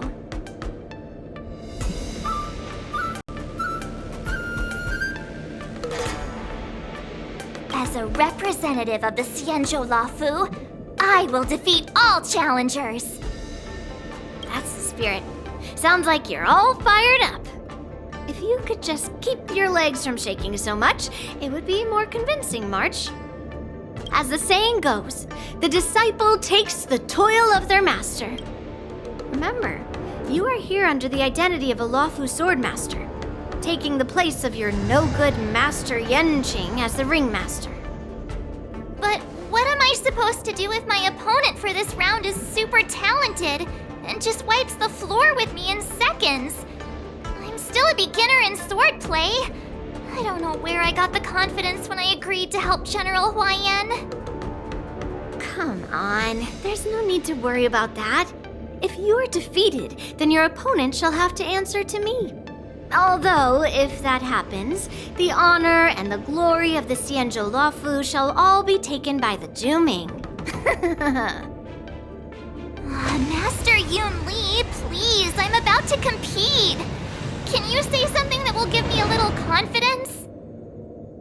March, think about the great storms that you, nameless of the Express, have weathered along your many journeys.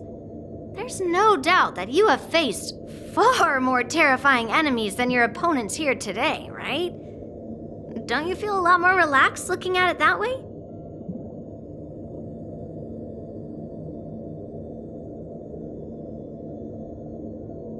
There's so much pressure. Oh, my stomach is really hurting. Maybe I should just drop out of the contest. You made a promise to my grandfather and now you want to run away? Get out there! Now! Master Yunli, I don't think I'm completely ready. March, there is no such thing as completely ready.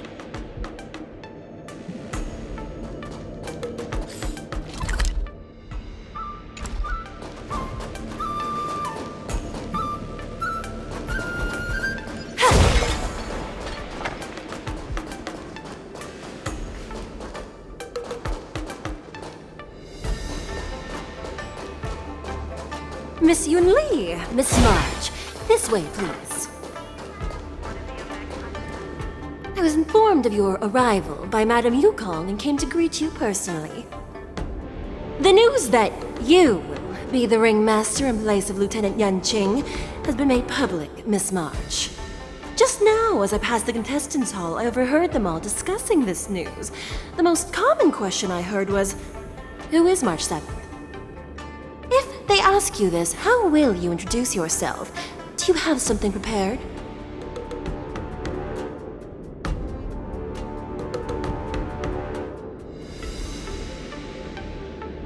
March 7th, a young beauty from the Astral Express.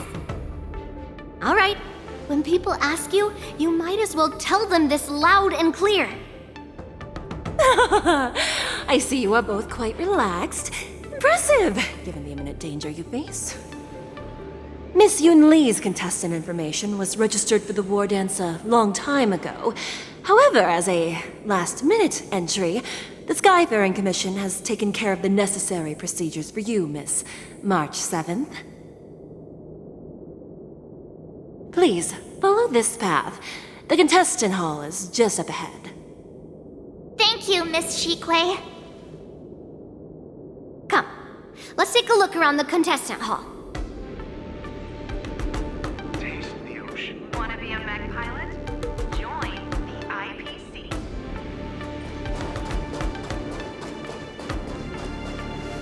So, this is the contestant hall. Oh, there are so many people! March, before the war dance begins, allow me to give you one more lesson. My grandfather always told me that a weapon mimics its master. That means that a person's weapon will reflect their habits and personality. You've seen me wield old metal before, haven't you? Tell me, what did you observe from that?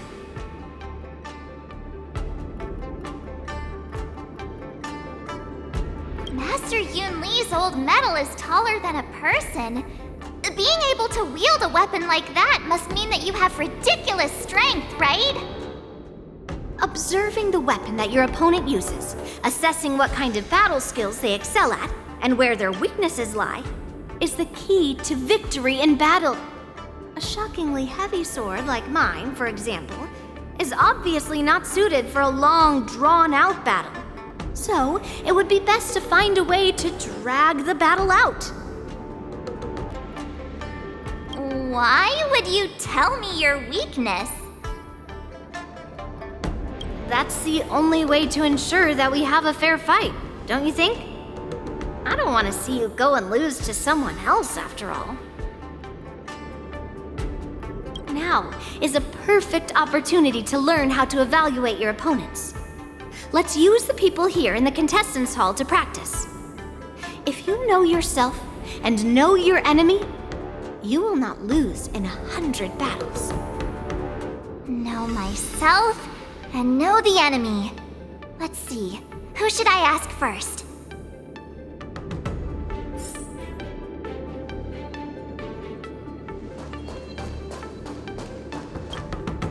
Ugh. I am not used to wearing clothes like this at all. Oh, you're March 7th. The stand-in for Lieutenant Yanqing, correct? That's right. And you are? As you can see, I am the journalist entrusted with interviewing contestants on site. I see the Skyfaring Commission has really gone all out as the host. Interesting. That's right. A big event like this just can't go ahead without a few of us running around. Since the competition is getting started, could I ask you some questions that are on my mind? Oh, great! First, the question that is on everyone's minds. Lieutenant Yanqing is not appearing in today's war dance. This is just gossip from unreliable sources, but I hear that Lieutenant Yanqing is seriously injured. Is this true?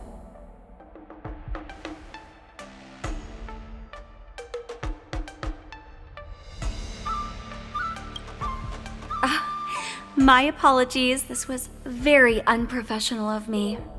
I see that Lieutenant Yanqing has his own affairs to tend to. Then, let us look forward to seeing a valiant performance from you, Miss March. Once the war dance begins, you will be challenged by master swordsmen from many different worlds, Miss March 7th. Are there any that you're looking forward to facing in particular? May I ask who that might be?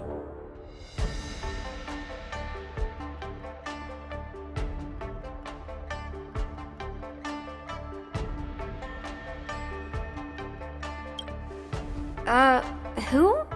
Oh, are you talking about a contestant here today? Thank you very much for accepting my interview. Much appreciated. Grab some sweet dream soda, a sweetness that's bound to last.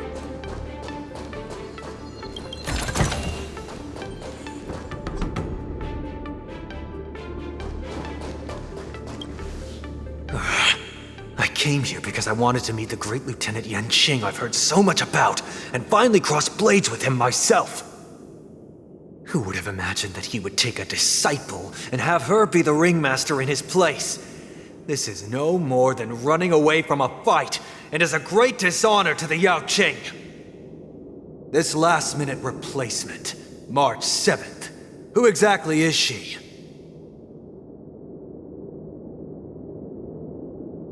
That's right! I'm the March 7th that everyone's been talking about. What? You're March 7th? Don't worry. I'm a newbie swordmaster who's only been practicing the art of swordplay for half a month. March 7th. Standing before you is a seasoned Cloud Knight who has practiced swordsmanship for over 200 years. Tricking the opponent into underestimating me is a valid tactic too, right?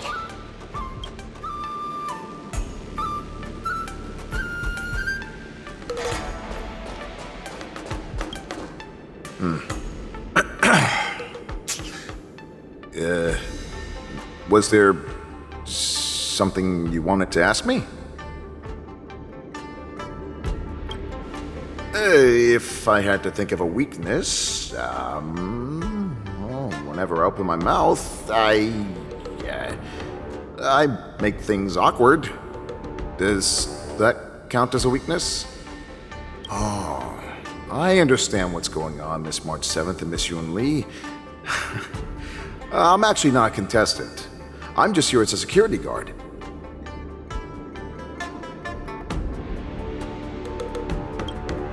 Oh, it's all right.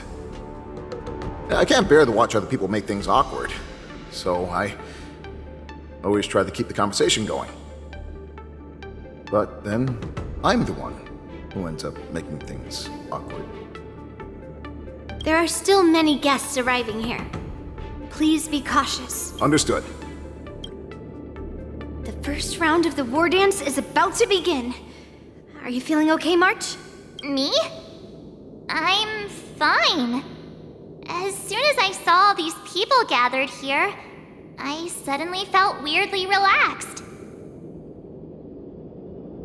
Looking at these contestants, I suddenly feel a lot calmer for some reason. I understand why you wanted me to know myself and know my enemy. I don't feel as nervous as I did before. So, do you want to go out and see the ring? I knew it! Let's go.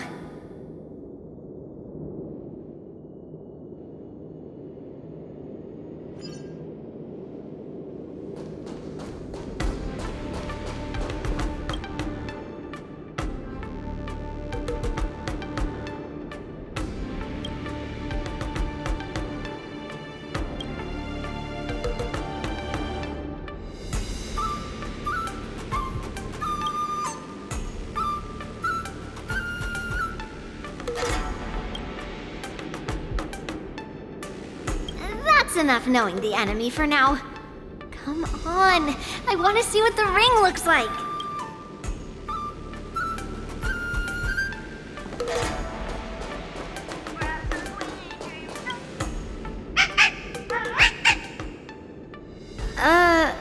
You're even asking dating?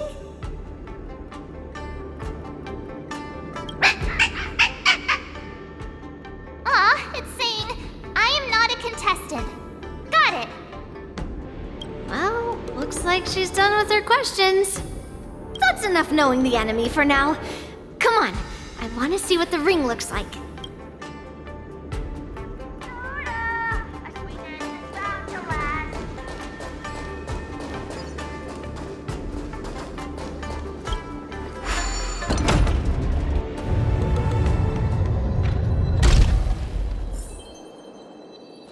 If we walk through here, we'll be able to see the War Dance's official venue.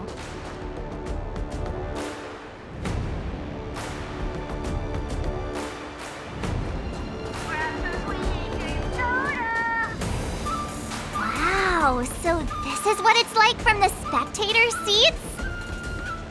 Look over there. That's the ring we'll be standing on. Master Yun Li, I'm getting nervous again. Can I really do this? Well, it's too late for nerves now. It's almost time. Almost time for what? As soon as I think about the mission General Huaiyan gave me, my heart starts racing like crazy. What do I do, Master Yun Li? It's when it stops beating that we need to worry. Just take in the atmosphere and prepare yourself. I have to leave for a moment and do some inspections around the ship. This was also part of Grandpa's orders. I wonder how Master Yanqing is doing over there. Hey, focus.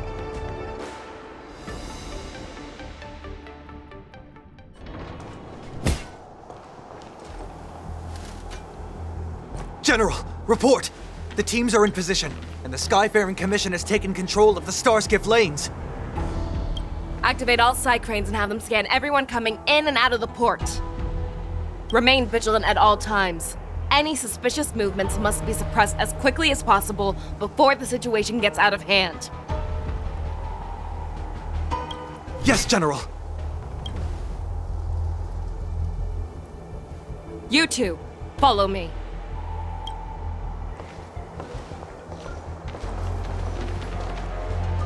Moza's signal's nearby, but we lost contact just a moment ago. That mean... He will be fine. Cloud Knights, search for the target.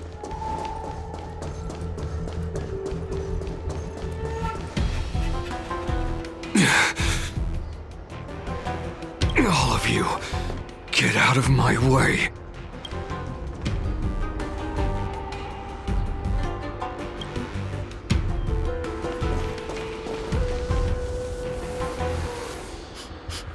Wait. Don't go any closer. General, I failed you. That mad dog left me here as... A declaration of war. That's right. I've been holding back the urge to slit his throat all this time. Well, Lord Hoolay ordered us to remain here, just to see if you, the great Merlin's Claw, mortal enemy of the borisin, are able to join him in a little hunting game. Hunting is not a game. It is a battle of life and death. Are you ready for your death, abomination?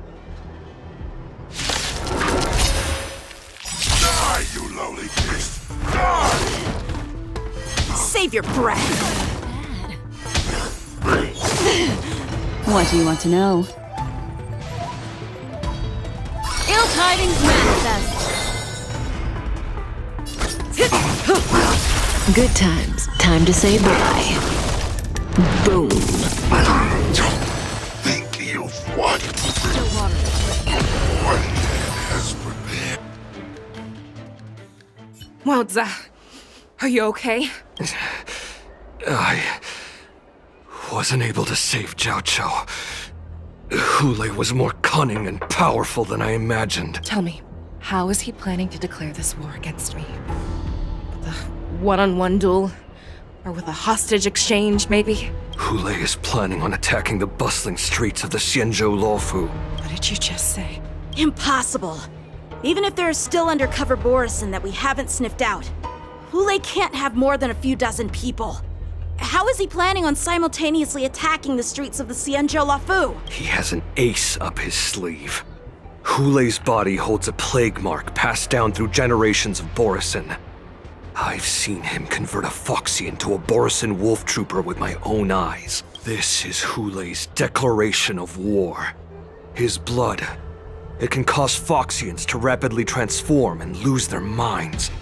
He has passed his blood to his minions, and is planning to spread it across the Luofu and stir up panic.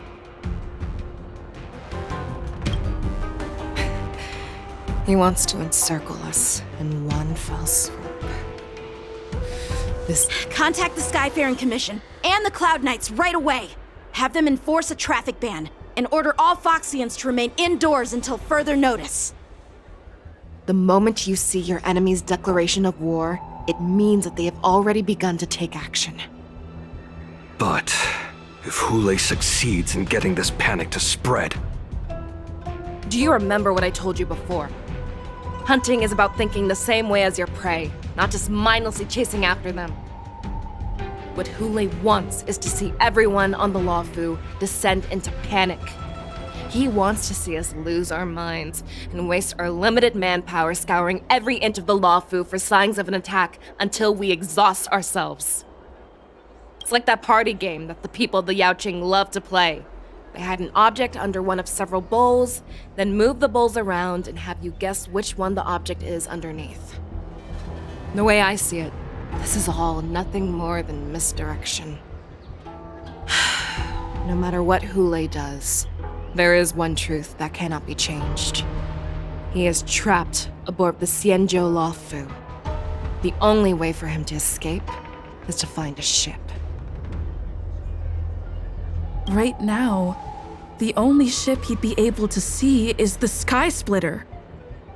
In his eyes, that ship is full of countless hostages. That would be the best place for him to go.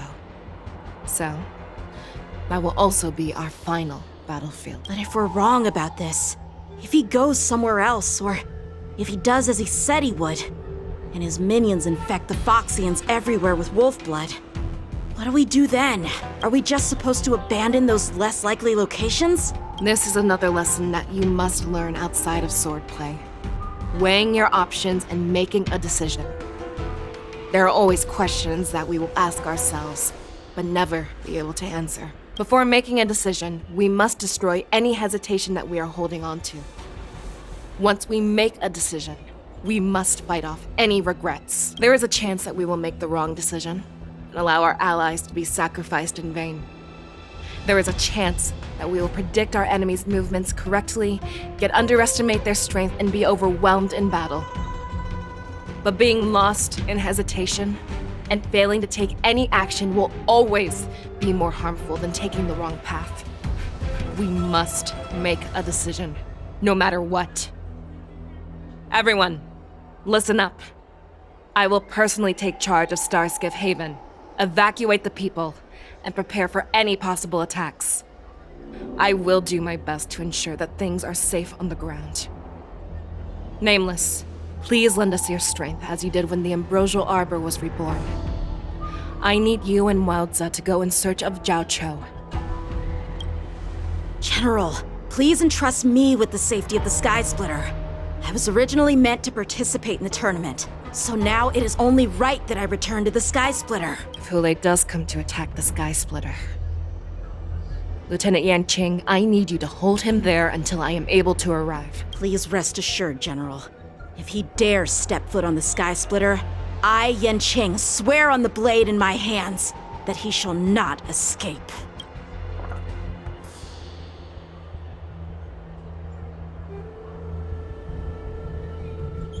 Cloud Knights!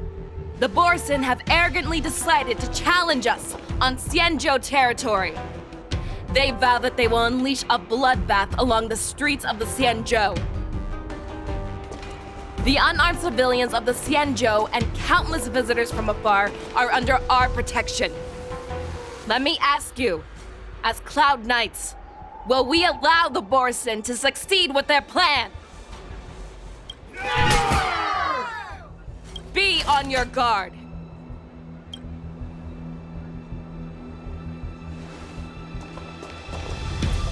Calling Starskiff Haven. Have all Cloud Knights be on full alert for Borisin attacks. Feixiao, the ports of Starskiff Haven are crawling with wolf-like creatures. They're moving fast.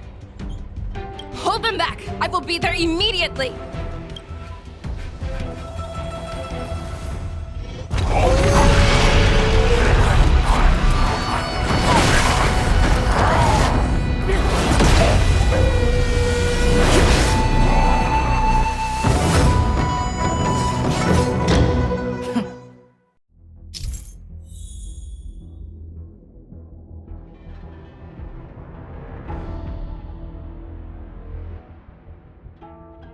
There you are, Feixiao.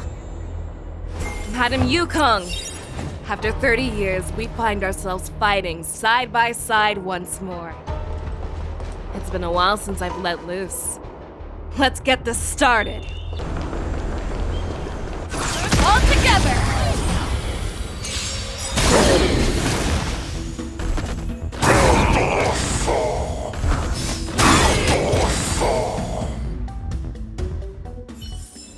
A short respite, then time for the next fight.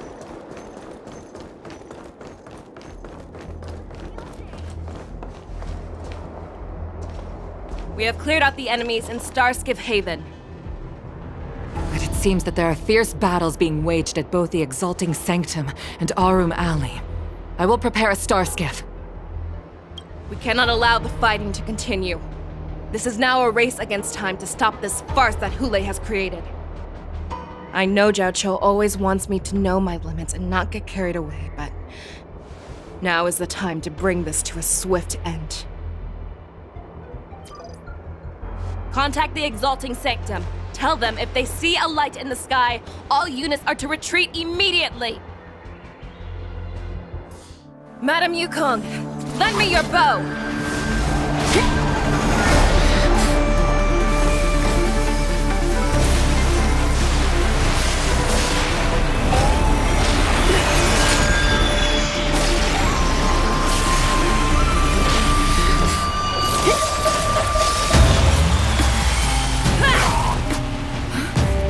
Everyone, out of the way!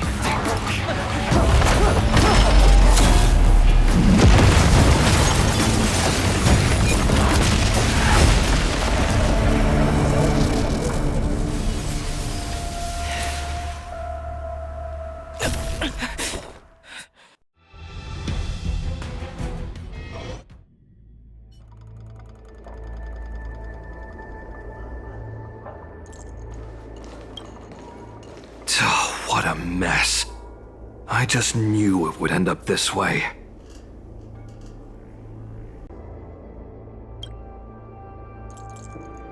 Every time she hits the battlefield, she makes a mess like this. She didn't even leave a single survivor to get intel from. One of these men must have known about Hoolay and Jiaoqiu's whereabouts. He has to be. A retainer like myself is nothing more than an insignificant shadow who stands by the general's side. But Jiaoqiu is different. Without his careful treatment, the general wouldn't even be here today. Hopefully, he can use that silver tongue of his to buy himself enough time. Take a good look around. If you can find one or two borisin that aren't dead yet, let me know. I don't care how tight their lips are sealed. I always have a way to crack them open and get the information we need.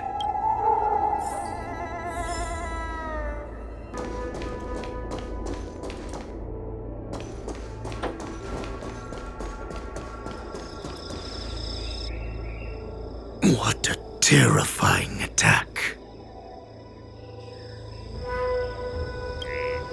Who could have imagined that such astonishing strength would lie in the hands of a Foxian war slave? So decisive, so brutal. She is more like a descendant of Duran than we who have fallen to our current state. No wonder the warhead has his eyes on her.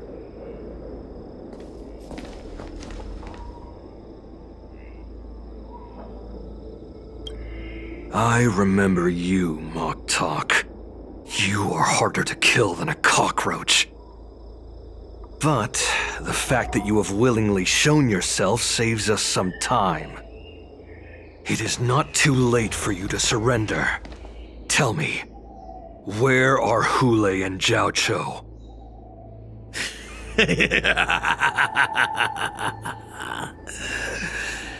Save your energy, Yaoqing monkey. If there is one principle that we beasts know well, it is that we might have to break off an arm to break free from a cage.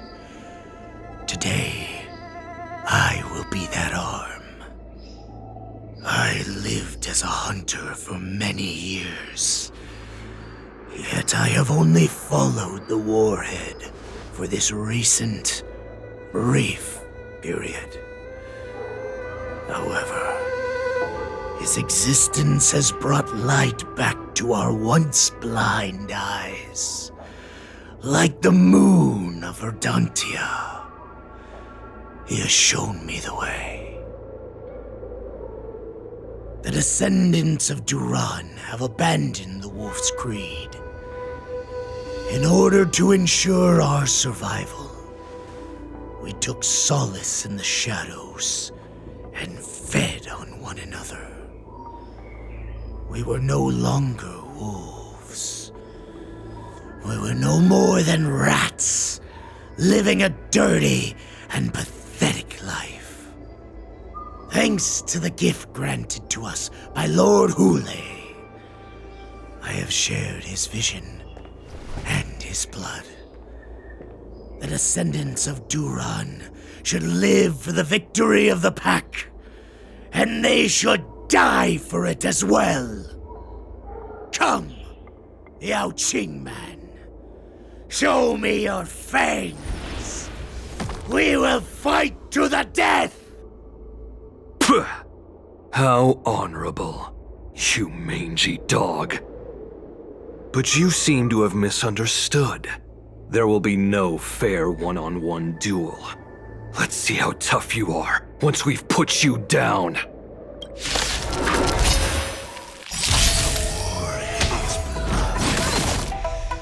It boils in my veins.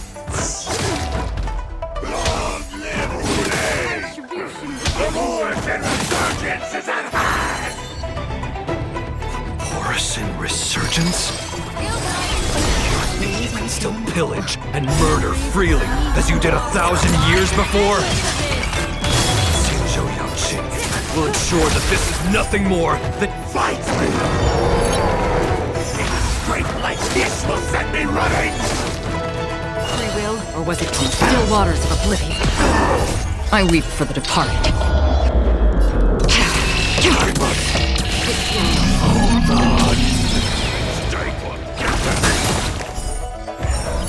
Relax. Destiny is apparent. The borisin resurgence shall come. No matter how heroic your sacrifice, there is no honor in your battles or deaths, Borisin. It seems that Moktok got what he wished for.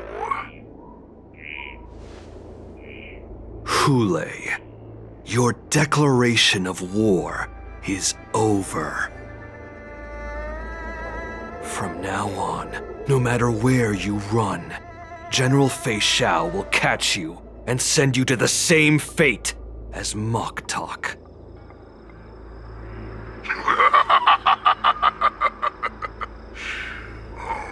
Your tongue is sharper than your claws. Don't stand in my way, child. Have your general speak with me. Our little hunting game is not over yet. Stand down, Watsa. I am here, Hoolay. What do you wish to say? The Merlin's Claw. Though we have never met on the battlefield, I have heard many interesting things about you from both my men and your healer. The people of the Xiangzhou must be quite brave to allow a Foxian war slave with borisin blood to ascend to the position of general. Has no one ever questioned that lineage of yours? Or could it be that your grand achievements were enough to convince everyone to keep their lips sealed? Claiming to have family ties with the enemy sounds to me like an attempt at asking for mercy. Hoolay, are you begging me for mercy? I see that it is not only the ruthless blood of a wolf that courses through your veins, but also the cunning blood of a fox. When you think about it, this was a gift from the borisin. Anything that we gift, we are also free to reclaim. The Merlin's Claw. I shall extend a final invitation to you. I will be waiting for you on the Sky Splitter. Before you arrive, I will slaughter all in sight, allowing the crimson moon that has fallen dim for over 700 years to once more come to life. I will illuminate this ship with the sheen of blood and show everyone just how weak and powerless the Xiangzhou is. Then, I will pilot this ship through every blockade and barrier you have prepared and begin my journey home. This ship shall be the flagship for the Borisin Resurgence. Before I finish these tasks of mine, you have a chance to stop me or die at my hands. This is the path that I have prepared for you. I accept your challenge, Hoolay. Because the very moment you stepped aboard the Sky Splitter, you stepped onto your path to ruin.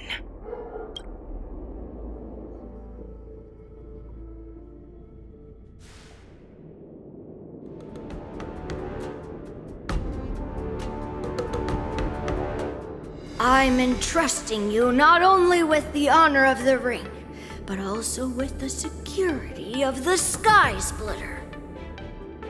That's easy for my grandfather to say. But this mission doesn't seem so simple anymore. The first round of the tournament is about to begin. I wonder how Yanqing and the others are doing. According to the plan, I should seek out the Cloud Knight soldiers aboard the Sky Splitter. and see if they've discovered anything. Maybe I should take a moment to meet with March before the tournament starts.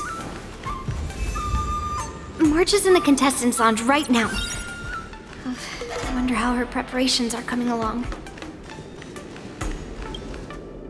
March, it's me, Yunli. Are you okay?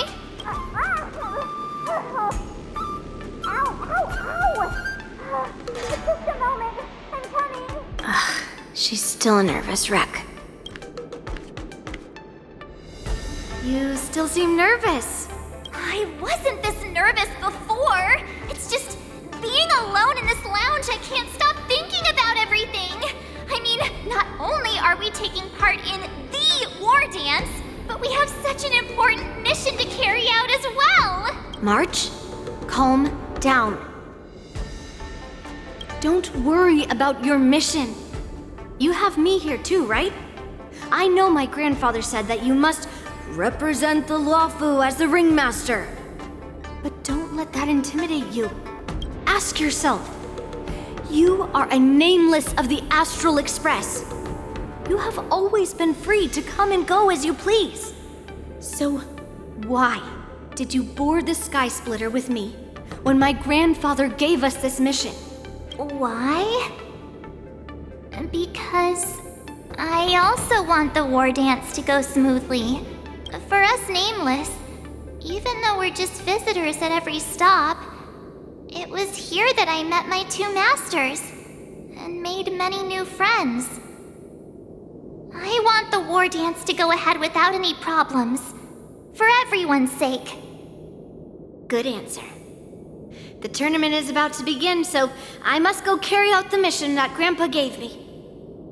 March, may your blade be sharp and your victory glorious. Thank you, Master Yunli. According to Grandpa's plan, I should seek out the Cloud Knight soldiers aboard the Sky Splitter and see if there have been any new developments.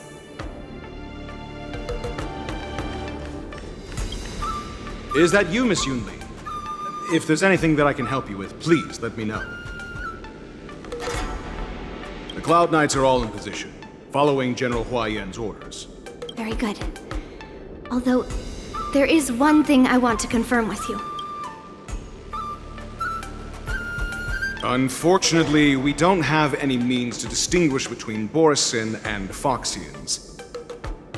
However, you can rest assured that the Cloud Knights are working hard to investigate the source of the forged identities. All Cloud Knights on the Sky Splitter have their own responsibilities and wouldn't dare neglect their posts. March 7th and I could already tell. It's clear that every Cloud Knight soldier we've met on the Sky Splitter is an elite warrior. Your timing is perfect, Miss Yunli.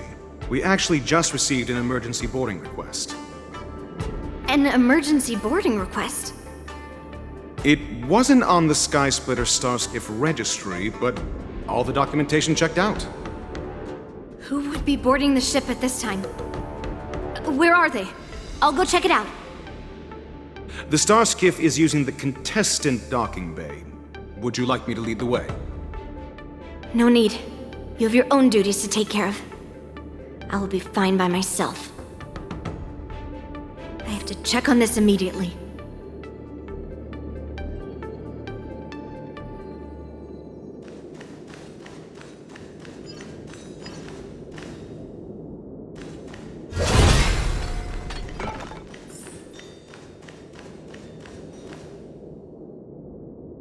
Routine inspection!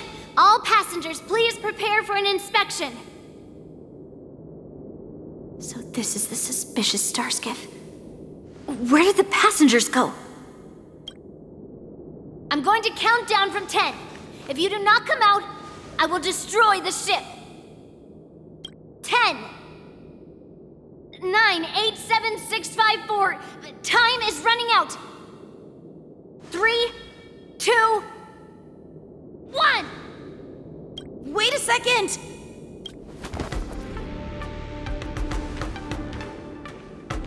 It's me! It's just a routine inspection. You weren't actually going to blow up the ship, were you? Is that also some kind of Zhuming custom?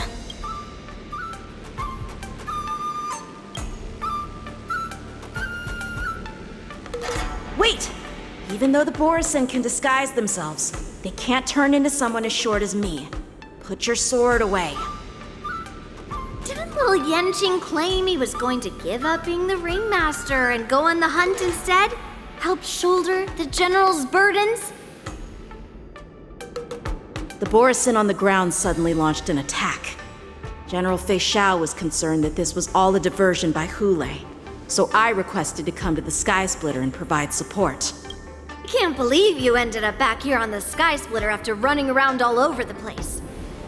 But you're too late to enter the tournament now. Following Grandpa's plan, our disciple March is taking your place as ringmaster. Aren't you proud of her? When I first heard the news, I was definitely proud, but also a little concerned. More manpower is always a good thing, since the Sky Splitter is so large. Oh, and by the way, you should know that... What's happening?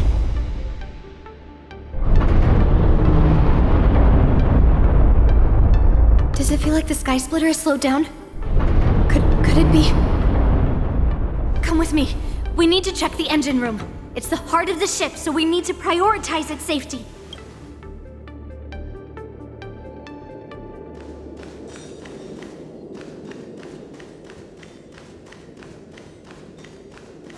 The war dance is about to begin. Contestants, please make your way to the arena.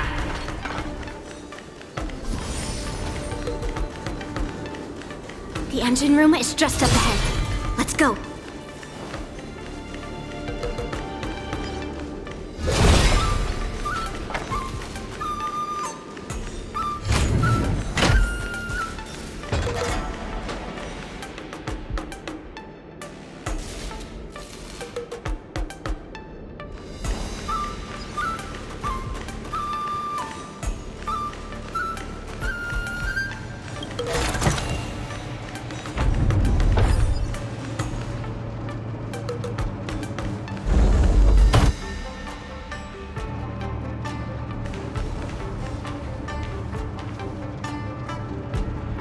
Strange. Why is there no one here?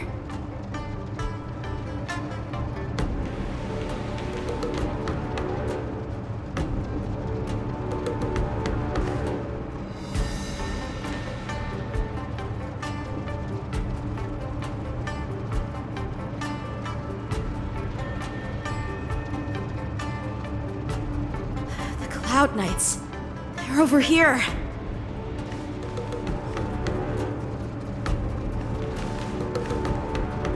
And you should be lying alongside them. Don't worry, children. There's plenty of space to hide your bodies over here. Even though I truly hoped that the war dance would go ahead uninterrupted, and that I was worrying for no reason. Now that these guys have finally shown up, it's a huge weight off my mind. Bring it on, you abominations!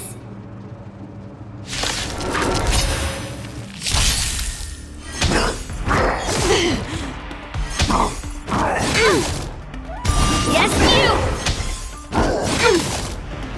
Right on time.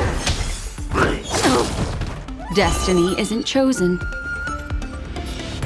Ill tidings manifest. Say bye to breathing. Good time. Time to say bye. Boom. Strike! Another journey begins.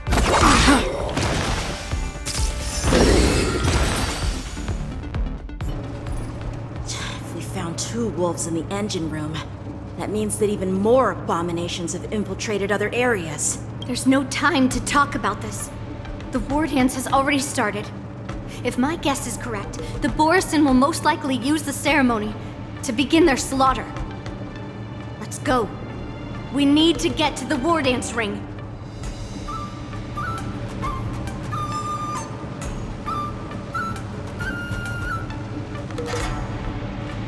Come with me. to the ring! Stream forth the gleam of old flames.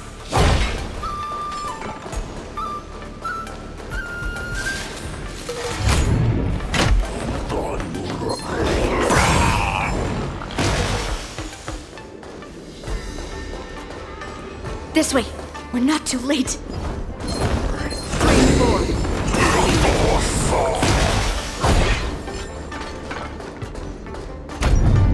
We would like to welcome all of our honored guests and contestants to this.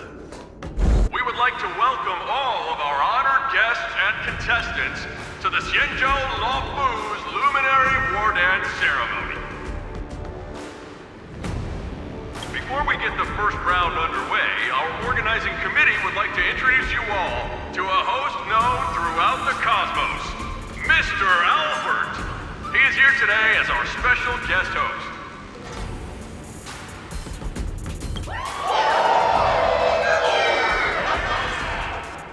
Let us invite our special guest host, Mr. Albert, to the stage to formally open the war dance.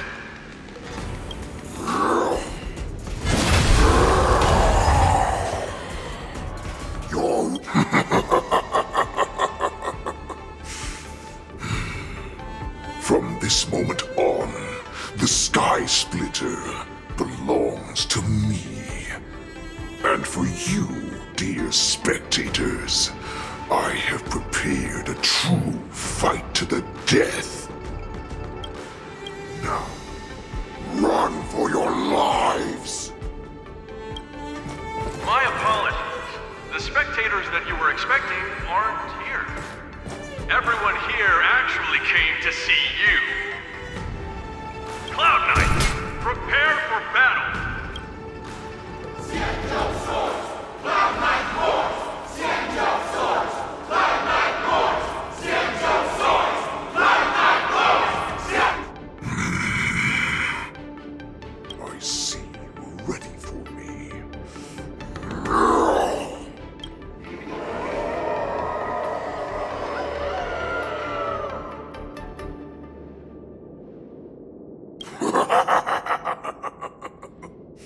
That's fine too. Since you have all prepared for your deaths, come, give me all you've got. Entertain me.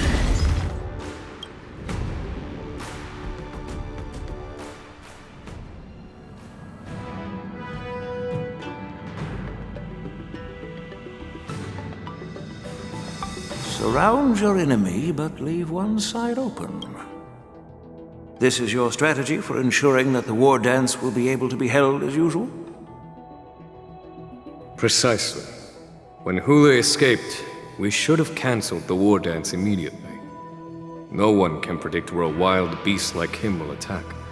Yet festivals and celebrations like this are likely to become targets. However, preparations for the war dance were in the works for so long, I couldn't bear to announce its cancellation. So I thought, if the show must go on, then let it go on. But that doesn't mean that the war dance we hold today has to be the real event. All we need to do is swap all the spectators and contestants aboard the ship with Cloud Knight soldiers, and the Sky Splitter, soaring high above, will become the ultimate battleground for our hunt. But what do we do if Hoolay is not planning to attack the war dance? Then we just need to draw his attention to the Sky Splitter. We'll have the Skyfaring Commission clear all transport lanes and cut down Starskiff traffic.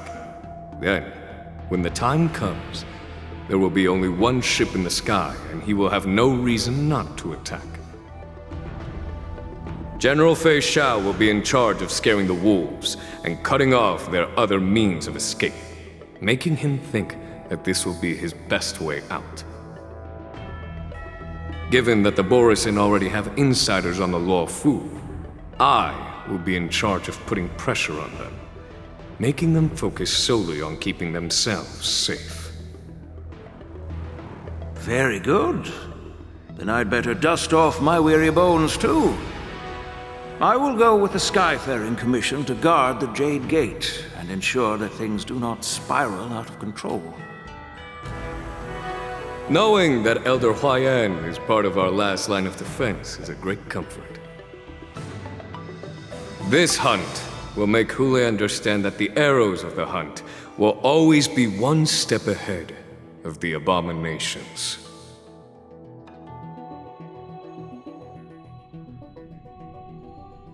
That jolt just now. What's going on? It feels like the entire ship has started to slow down. Borisin must have actually infiltrated the Sky Splitter. Based on General Huayan's orders, it's time for me to take action.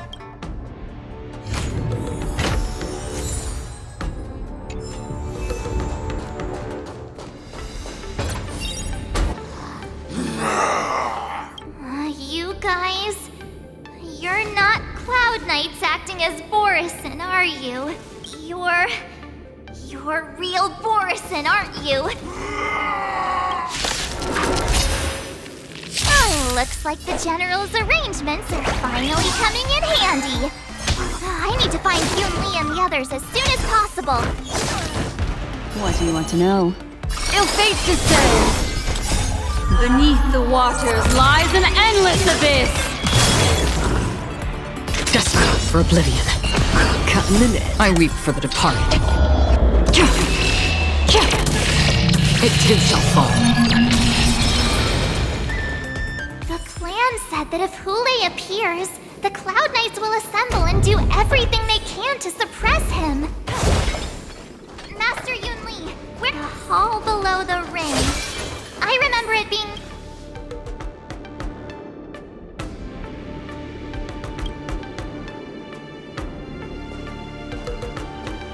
Master Yanqing! What are you doing here? I was concerned about the safety of the Sky Splitter, and my dear disciple, of course. Yanqing, the wolf you are hunting is standing above us in the war dance ring at this very moment, facing the Cloud Knights. This war dance will not be seen by the people of the Xianzhou, nor will it be just a ceremonial sword fight. This is a battle to the death that offers no honor, only mortal danger. March. Are you ready?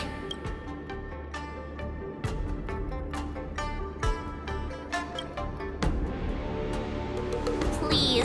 I am March 7th, a sword master who will represent the Luofu in glorious battle. Yunli, Miss March, may your blades be sharp, and your victories glorious. May your blades be sharp, and your victories glorious. May your blades... Ah, forget it.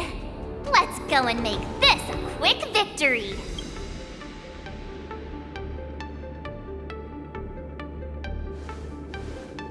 Let's go.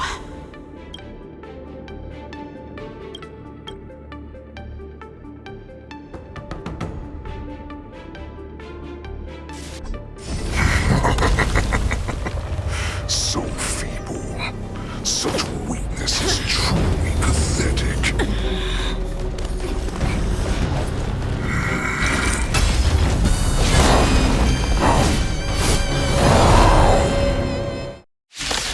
I've been waiting a long time for this, Hoolay. I see the Xiao and sent some young cubs to the slaughter. Remember this! My name is March 7th, ringmaster of the Luofu. Does the Xianzhou Luofu not have any worthy warriors? I wouldn't let my guard down if I were you. It's about time this old wolf tasted defeat at the hands of a young cub. Burns to ashes! Fight to live! Stay in step.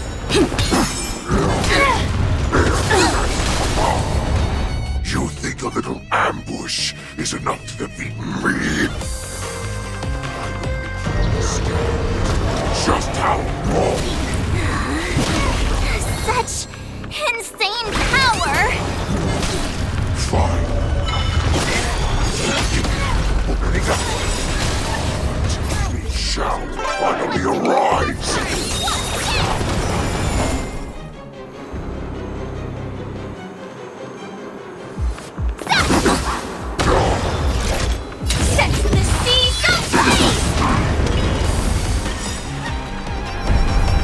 mood is set. Let the show begin! Rhythm get messed up. Dreams do come true. This is fight to live! Swing with all your might, dear gods. Like blood, a wolf's path only goes forward. Running is never an option. Stand in position. Not very sportsmanlike until everything burns to ashes! Take your positions. Catch up. The mood is set. Let the show begin! Time to Azure Dragon, White Tiger, less carbs, what's this? Recalibrating! Not very sportsmanlike. Don't get around someone your own side. Ready to shine. Fiends or devils, I'll crush them all. Set the seas ablaze!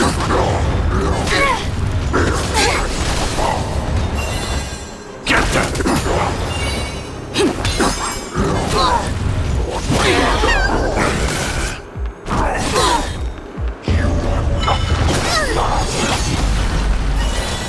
Fight to live!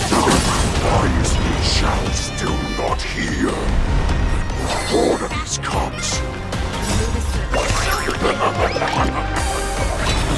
This moves on. They'll all be dead by the time she arrives. Time to show Azure Dragon, White Tiger, less carbs, what's this? Catch up. Until everything burns to ashes! Awesome! Not bad. But it will take much more than that. Your feeble weapons are like blades of grass.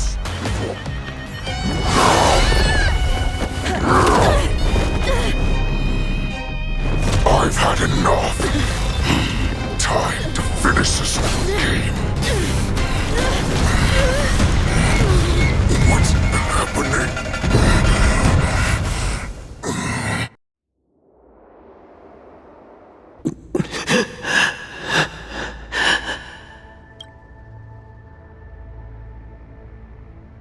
Secrets are a weapon that a hunter cannot live without.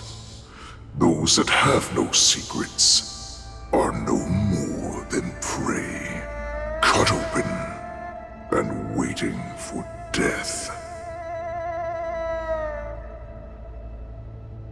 What you're saying is, in your eyes, I am no more than prey that has exhausted all of its secrets and is simply awaiting its death. Do you think you have some other escape route? Jiaoqiu, I have already peeled back your disguises and defenses, layer by layer. I know all the secrets that you and your general have buried so deep. But you have told me all of your secrets too, Warhead.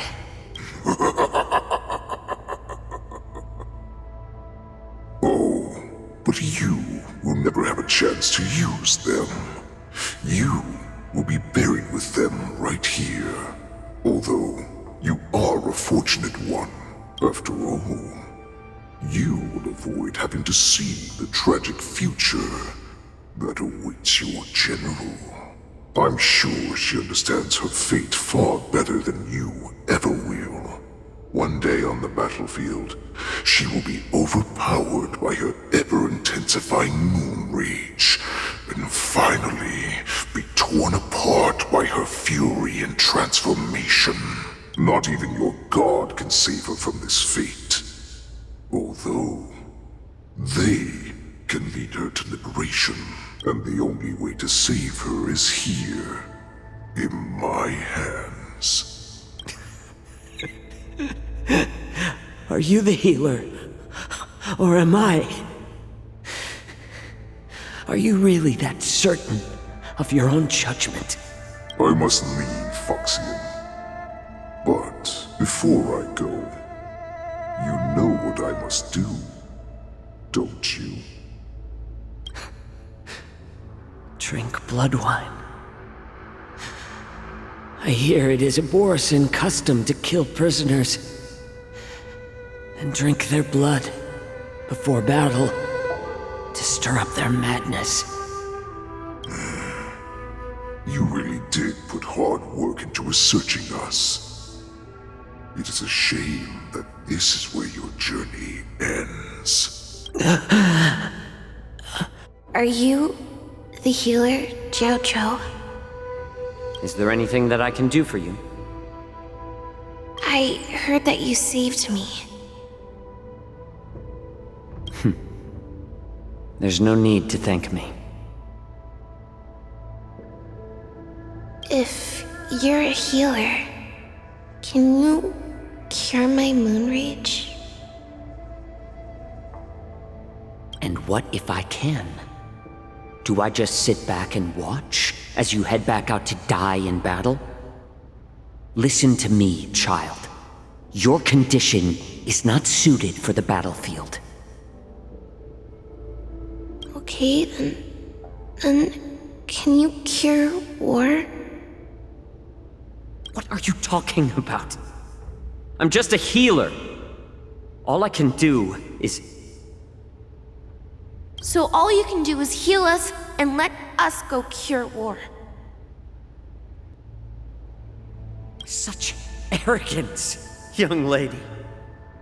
This war has been waged for thousands of years, and it will only continue. What do you mean by cure war? All you will achieve is getting yourself killed. You healers work yourselves to the bone to save people, even though there will always be sickness and death. So we will also keep fighting. I cannot speak for the dead. But I know that General Jiaoqiu, as well as all the warriors that never returned from battle, will not have died in vain. They fought so that others could make it home alive. Your actions are no different.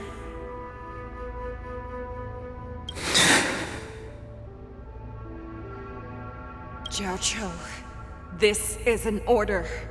Cure me!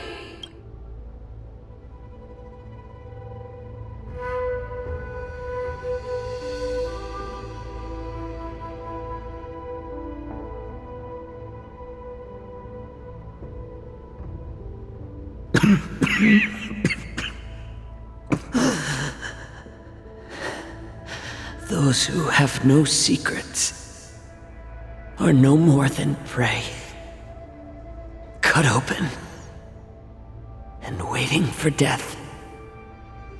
Enjoy the taste of my fresh blood, Hoolay. Unfortunately, I am not a man without secrets. I still have one little secret hidden up my sleeve. Tumble dust. I drank it a while ago, and the poison is already flowing through my veins. Sooner or later, you will begin to feel the effects. If the most lethal poison known to this world is able to save innocent lives, then it can also be called a great medicine. I will do my best to cure you. Feixiao. I kept my promise. At the cost of this insignificant life.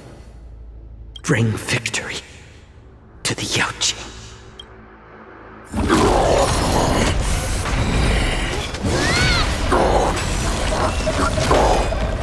So, you want to play dirty?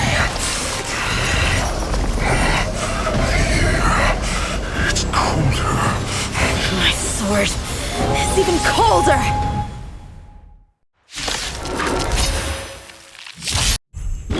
Hoolay's movements are slowing down? This is our chance. Someone else take this one. It's time for us to put this dog down. Ill fate descends. How familiar. Still waters of oblivion. May as well kill them all. Not very sportsmanlike. I weep for the departed.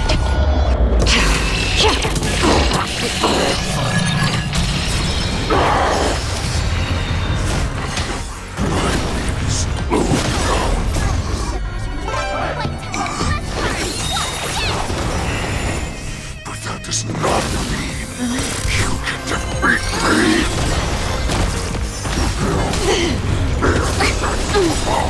Good times. Time to say bye. Boom. You may be hard to kill. That does not mean you cannot be overpowered. Hoolay!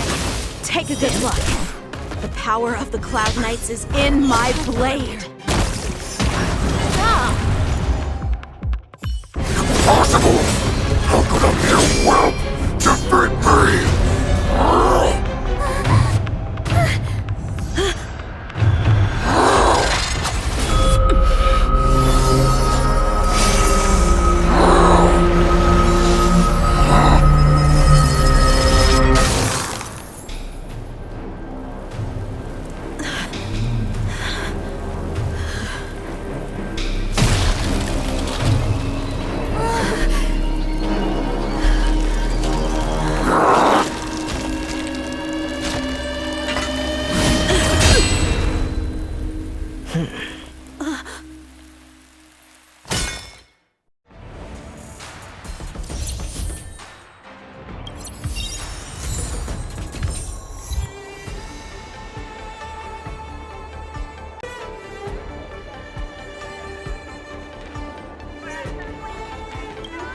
The hunt is finally over.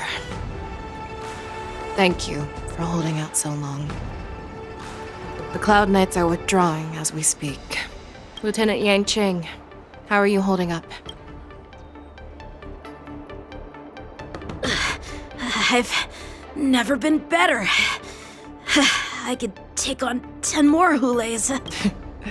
Take it easy, young one. Your wounds look quite severe.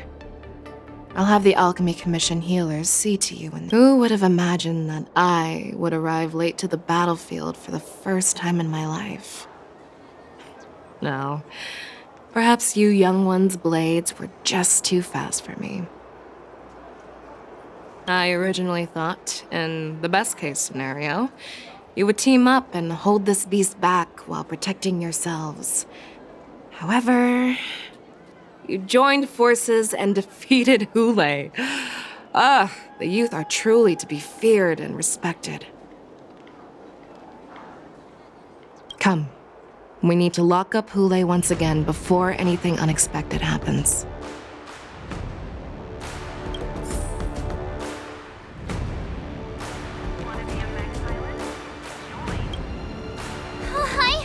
I was so scared. I thought you were a goner there.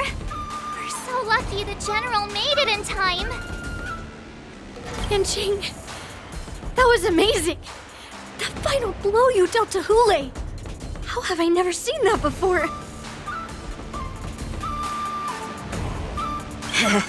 Do you want to learn it? I can teach you. But I'll need some time to heal up first. I hate to say it, but if you can teach me that move, I'll maybe admit that you're just a tiny little bit stronger than me.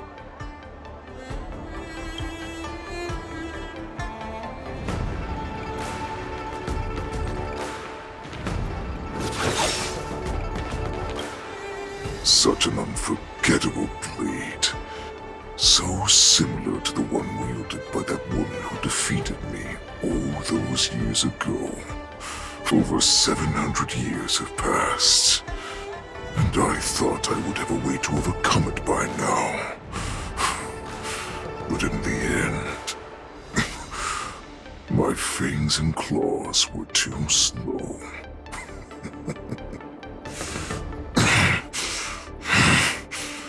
You won, child. Stop struggling, Hoolay. There's plenty of time for you to be tortured by your regrets when you go back to the shackling prison. Yes, I was defeated, but this was not unexpected. And regardless, you still showed your face, feixiao.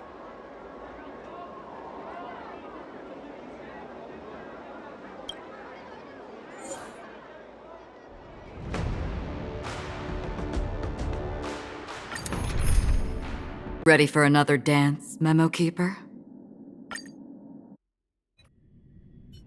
I have looked forward to this for so long. Our little hunting game has finally reached its climax. I told you before, I had a path prepared for you. You've doomed yourselves. As I meet my demise, so shall the entire Xianzhou Lafu. The crimson wound in my chest will make this place shine with blood. I will drive all Foxians to madness in their fear, craving slaughter without end. What now?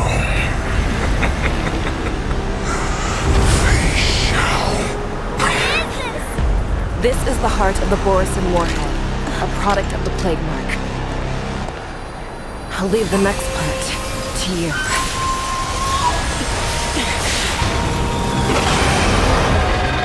I don't understand.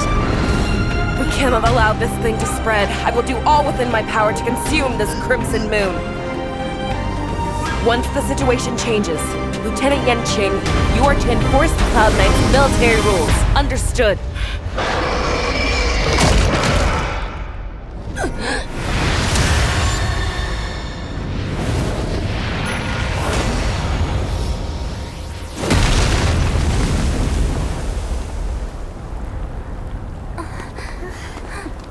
General!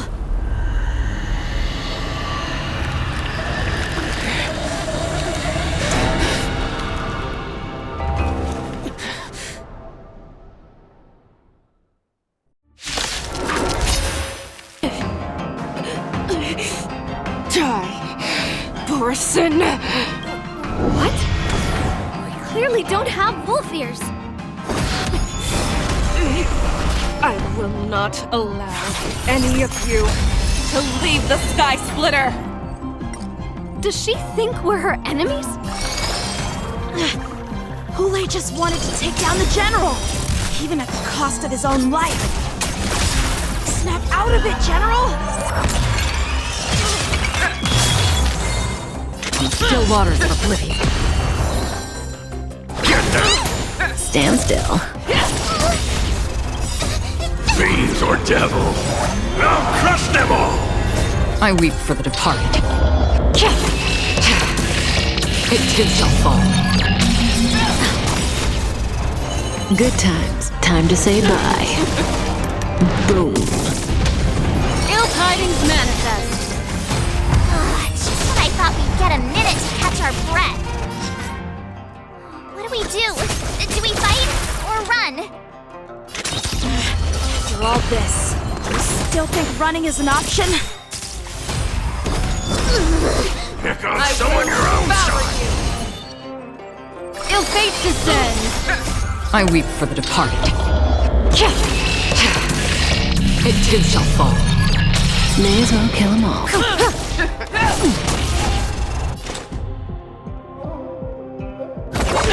Stand still.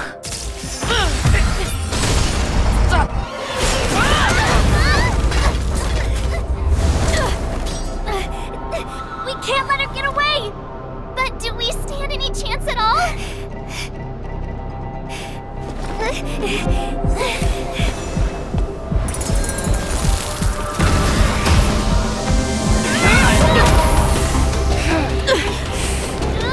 She said, I'll leave the next part to you. She put her faith in us! Trying. I promise. I will cure you. No one can live forever, Jiaoqiu.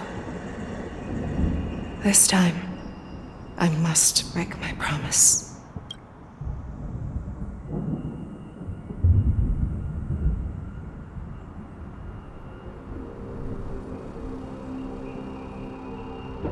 Is this the Sky Splitter? Or somewhere else?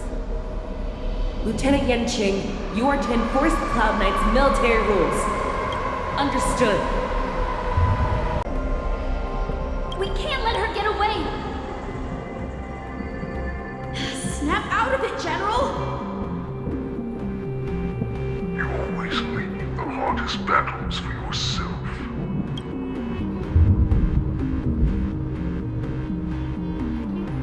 Even now, you would never run away. Isn't it strange that as your enemy, I understand you even better than your own allies? Hoolay? This rage, I remember the taste. I know that it was never victory that it thirsted for, but the hunt itself. Isn't that right, feixiao?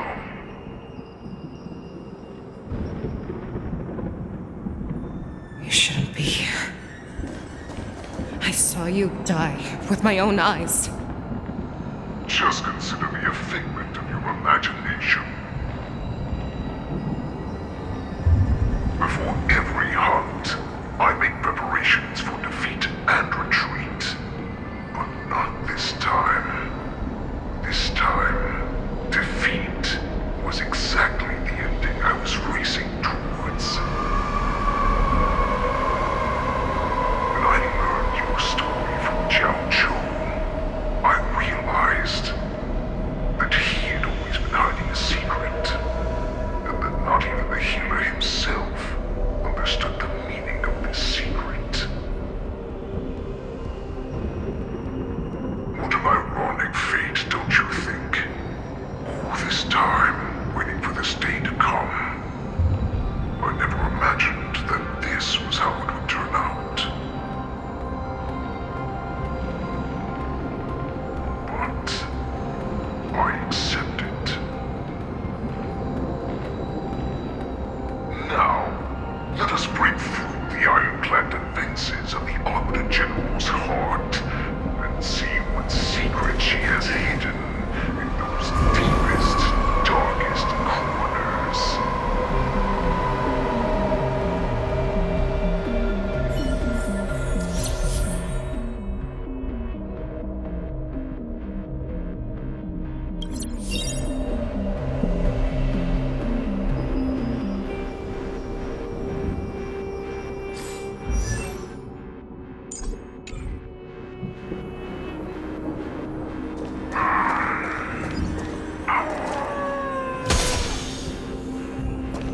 No.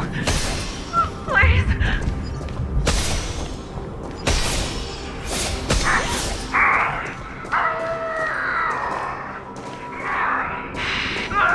Help me! I'm sure that the people of the Xianzhou have shown these familiar scenes countless times. But they only showed you what they wanted you to see. They have you fight to save the weak. But what they never told you is that when all the pretenses of kindness and compassion are stripped away, this is how the universe is meant to be.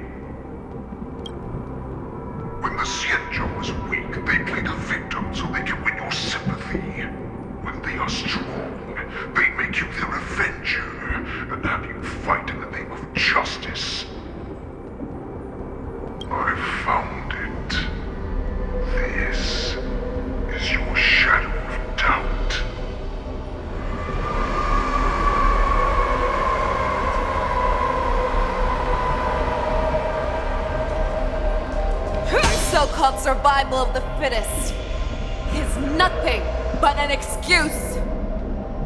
You cannot weaken my resolve, Hoolay. Blinded by the fury of your moon rage, you slaughtered your allies. Merlin's Claw, you have betrayed the Alliance. Your actions are no different from those of the abominations we stand against. At the end of the day, it is the blood of the abominations that runs through your veins. One day, you will inevitably become enemy of the Alliance. Cloud Knights, formation! You ran into the arms of your new master's army without hesitation. You thought that you had found freedom, respect, and recognition.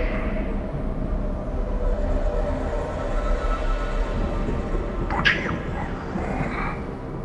They know all too well that a wolf will always be a wolf. Now your greatest fear is about to come true. You have become an enemy of the Xianzhou.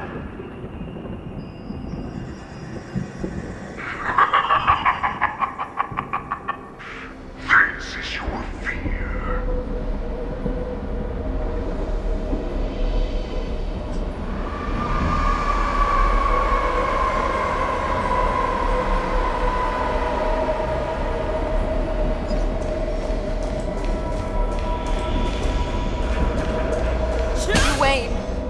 To instill terror within me. Yet all of this is nothing but a phantom! You have returned, Lord feixiao. The warhead has returned. It's time to return to the pack, feixiao.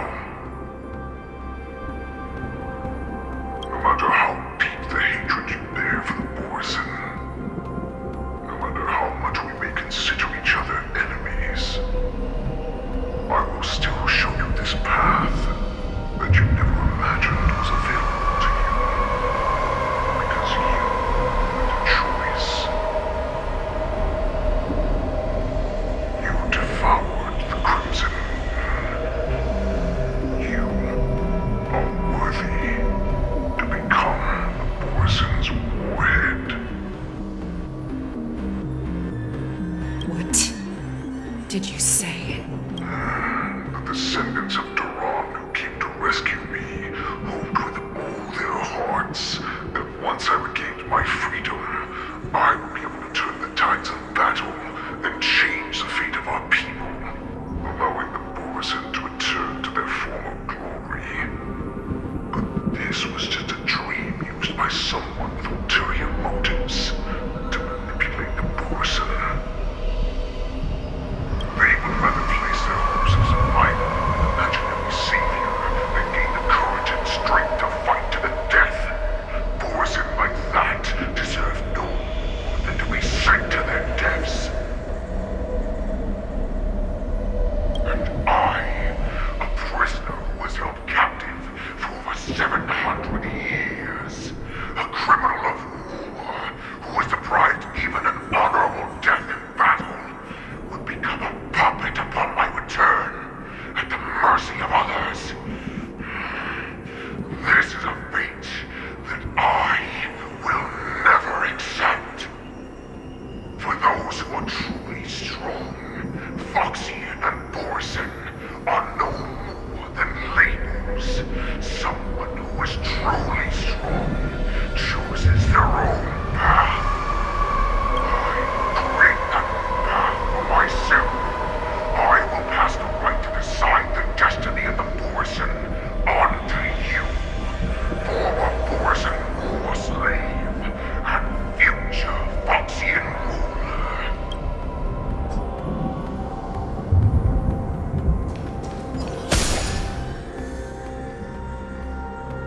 Your healer, Jiaoqiu, served you with such loyalty. He was even willing to die in order to cure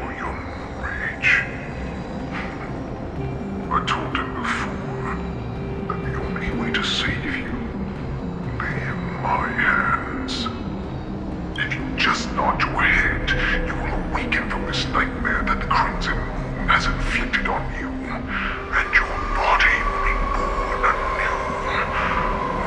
From that moment, you will no longer be trapped by your rage. Your doubt will be swept from your mind like dust, and your fear will naturally disappear. So this was the path that you prepared for me. To become a new you. That's right. We are so similar after all. We are both monsters that were born for war, and will die for war. I'm sure my answer doesn't need much explanation. I refuse. I told you before, Foxian and borisin are no more than labels. You can be whoever you want to be. You can do whatever you want to do. Accept these truths, and the borisin will bow to you. Destroy them, reduce them to dust, or teach them to become servants of the Xianzhou. You are free to do as you please. Carve your name into the Xianzhou's history books, or into the list of arch enemies. You have the final say. You do not understand, Hoolay. You have no idea what it is that I truly desire. When I was just a child, I stained my hands with blood for the first time, in order to escape the whips and shackles of the Wolf Masters.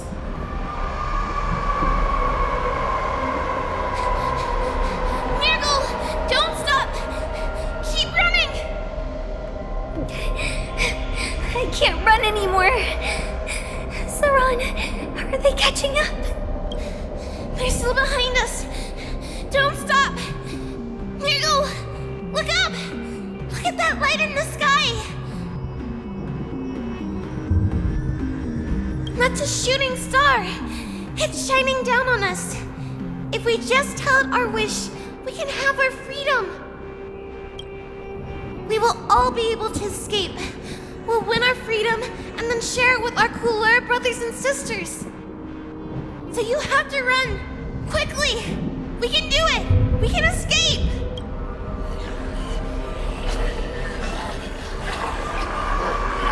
Nurgle, run with me! We ran and ran with all the strength we had, but we ended up losing each other. I escaped the hunting pack and encountered a woman that could fly. A Cloud Knight. I imagine you kept your promise.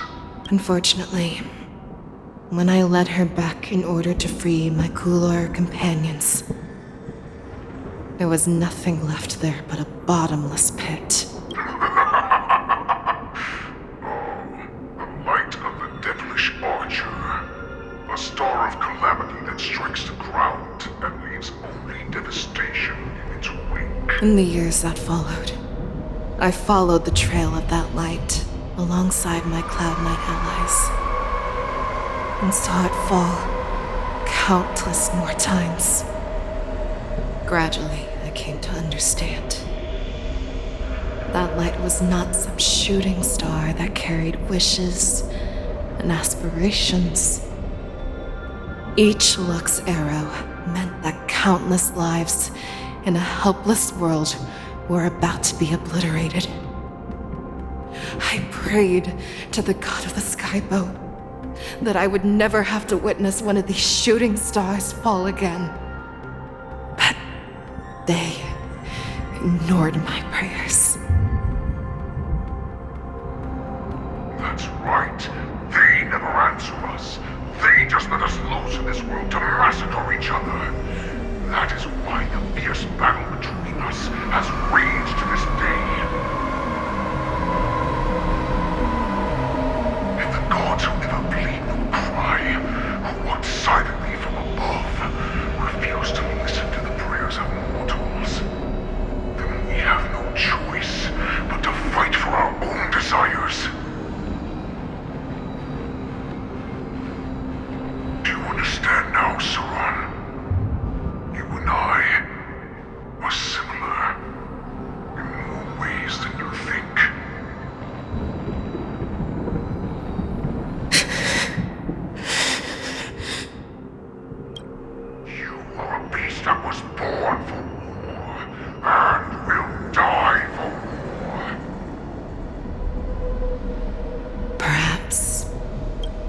So, what is it that you yearn for, Hoolay?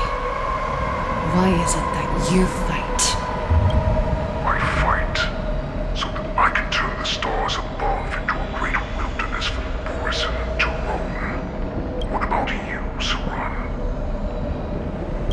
I fight so that one day I will never have to witness another shooting star falling to the ground. So that just one more person can live and return to the Yaoqing alongside me.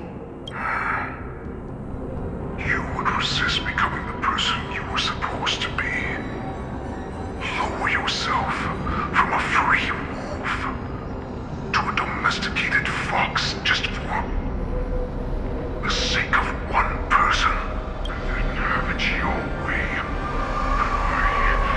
Use your fear and doubt as my nourishment. I will seize you and devour you. I will replace you and become feixiao. We are so similar.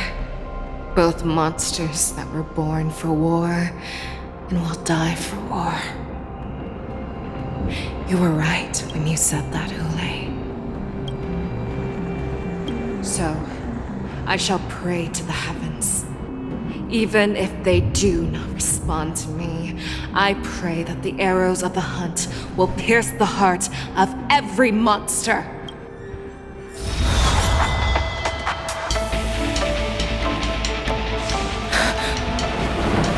Do you see me, shooting star?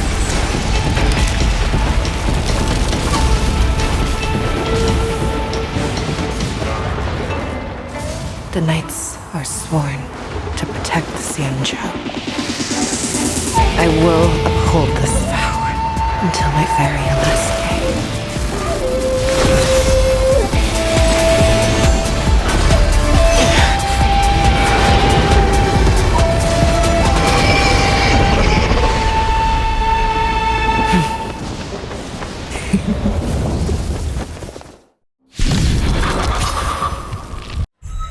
Since the day I was slain, besides my tears of blood, and all living creatures have bowed and lamented. I once made the strong and hunted the weak. Now, I will use your air beast as my weapon, and your name as my prey. Feixiao!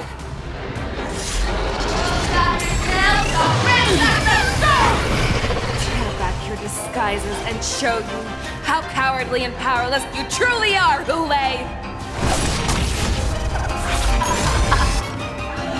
A wolf lurks in the heart of every borisin and foxian. The moment you grow weak, it will devour you!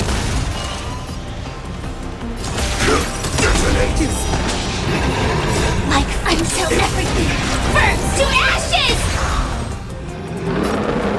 Dreams do come true. Fight to land! I'm gonna hold everyone back again! Recalibrating! I swear to be the arrow. Forever triumphant!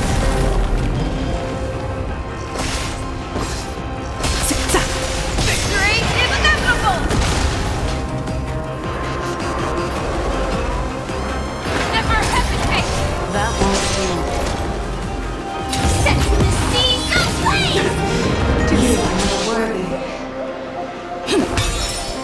Attack detected! And your life will be stolen! Fight to the death, and you shall live forever! Fight to land! Give me strength!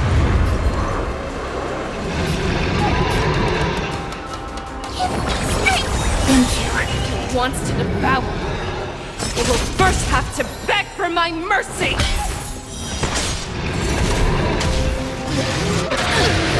You found someone your own self attack! Hey! Pierces your skin! This oasis I have experienced for 700 years! Pain!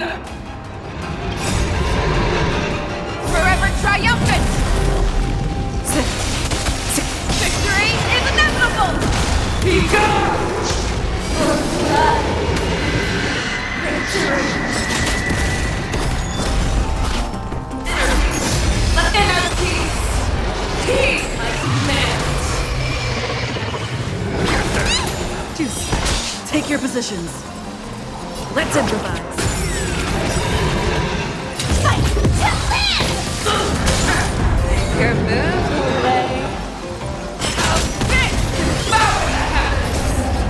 Envelop the earth! Set the seas aflame!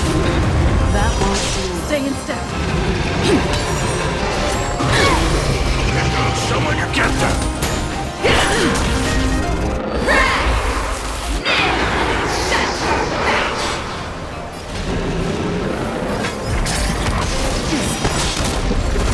Join the battle! Detonate! That won't do. I swear to you. Forever triumphant! Victory is inevitable! I'm gonna hold everyone back! Get them!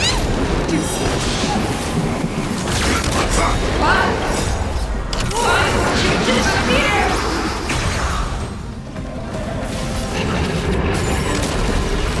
This isn't the fight! To live!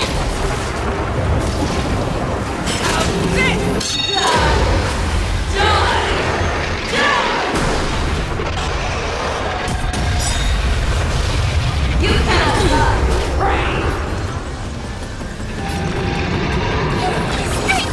Great teamwork. Your move? I swear to be the arrow. Forever triumphant! Victory is inevitable! The mood is set. Let the show begin. Fiend or devil! I'll crush them all! Let's improvise. That won't do.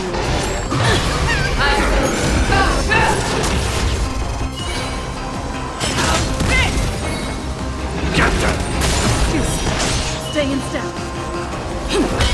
Our little hunting game ends here. Your move, Hoolay.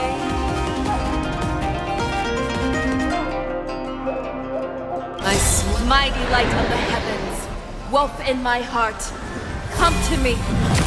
We shall conquer as one. Victory is inevitable!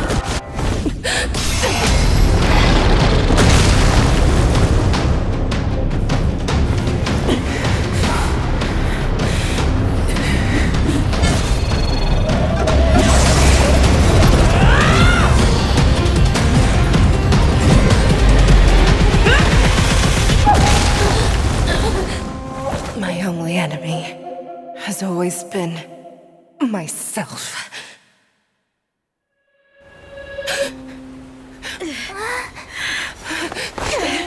General. General, you're awake.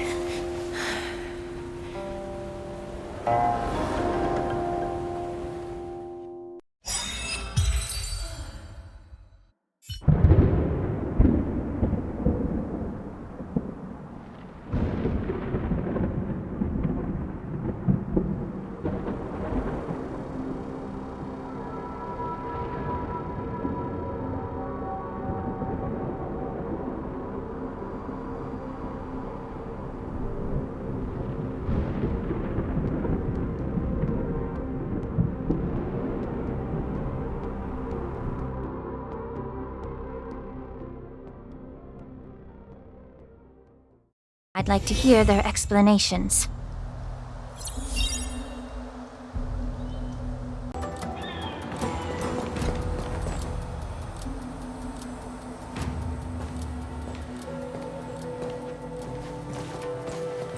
Welcome, Miss Linghsa. I am Preceptor Tauron. Greetings, my honored preceptor. It's been a while since we last touched base. I've brought a friend with me today. I believe you're already familiar with each other. Tauron? Elder Tauron? I remember when I was exiled, you were on the verge of passing on. What's with this new look? All of this is thanks to your past life. Had you not been so rash, I wouldn't have had to walk such a dangerous road to free our clan, becoming this specter of my former self.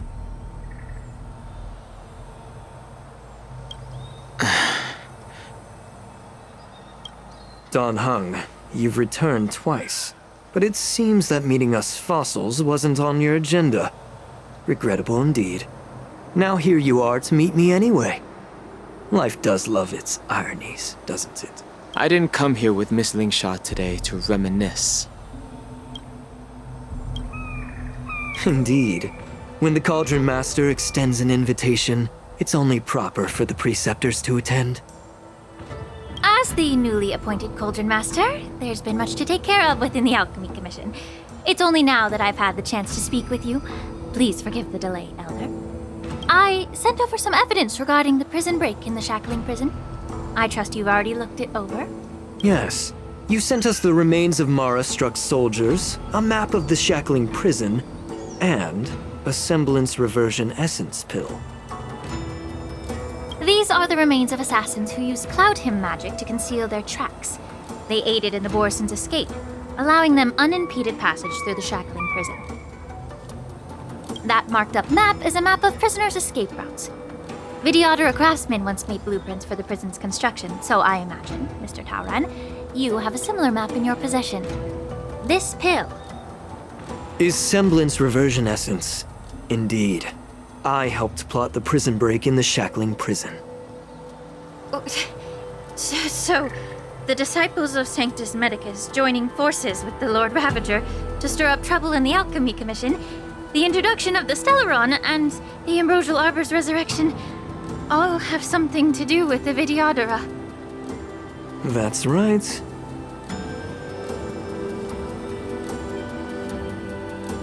You were sent here by the General to hear my confession, weren't you? If there's even a shred of empathy in you, you should understand the reasons behind everything I've done. Ever since the sedition of Imbibidor Lunae, the population of the Vidyadhara has dwindled. With the High Elder exiled, a few of us preceptors had to do what we could to turn the tide. My methods might have been drastic, perhaps even incomprehensible. But it was all for one cause. The survival of the Vidyadhara. Yet, the Xianzhou natives zealously forbid any plague marks and did nothing while the Vidyadhara suffered. Dan Heng, Linghsa, as Vidyadhara, you should understand the desperation behind my actions. All I've tried to do is to ensure our survival. I'm well aware of the challenges the Vidyadhara face. Fighting for survival isn't a sin. But Elder, your actions have gone beyond mere survival. You've become a beast driven solely by the propagation, devoid of even a hint of empathy. Oh. Despite calling ourselves a noble draconic bloodline, at our core, we're merely bipedal beasts. The survival of our kind is paramount. If I hadn't resorted to beastly actions, the Vidyadhara might not even exist. The sages show no mercy, as the old wisdom goes. When the High Elder abandoned our people's survival, I had to shoulder the world's sins alone. Linghsa, Dan Heng, the past is behind us, but the future of the Vidyadhara still lies within your grasp. The situation on the Xianzhou Luofu has changed rapidly. As Vidyadhara, we must unite in purpose and avoid the mistakes of the previous Imbibidor Lunae. I was initially skeptical about the Vidyadhara's betrayal of the Alliance. But after hearing your confession, I realized that there is no point in talking about trust. Breaking the covenant of our alliance will bring war upon the Vidyadhara. Even if we are able to have offspring again, what difference will it make? Once my plan succeeds, the Alliance will see the Vidyadhara as their saviors, because both parties ultimately share the same interests. So now that survival won't convince us, you want to talk about interests? For 1,000 years, the Alliance has been engaged in brutal warfare against the denizens of abundance. Yet victory has remained beyond reach. Have you ever wondered why? Should the Alliance emerge victorious, they will inevitably become the next denizens of abundance. However, if they suffer defeat, the Alliance will face extinction. Thus, the Alliance has deceitfully upheld this precarious balance. However, I have a way to escape from this dilemma. The Alliance's path to salvation lies within the secret of dragon transmutation. Imagine if there were a way to transform other life forms into Vidyadhara. The Alliance would then possess an endless stream of soldiers and would not need to worry about casualties. Once the war ended, these soldiers would cease reproduction, eliminating concerns of overpopulation. This is the way to salvation for the Xianzhou Alliance. The ultimate path to end the universe's suffering under the immortality plague. Only we, the Vidyadhara, can achieve this. So, you relied on this rhetoric to manipulate the ignorant members of the Vidyadhara into serving you. I am deeply disappointed in you, Elder. Your thoughts and intentions are completely devoid of empathy. Cloud Knights! Hold it!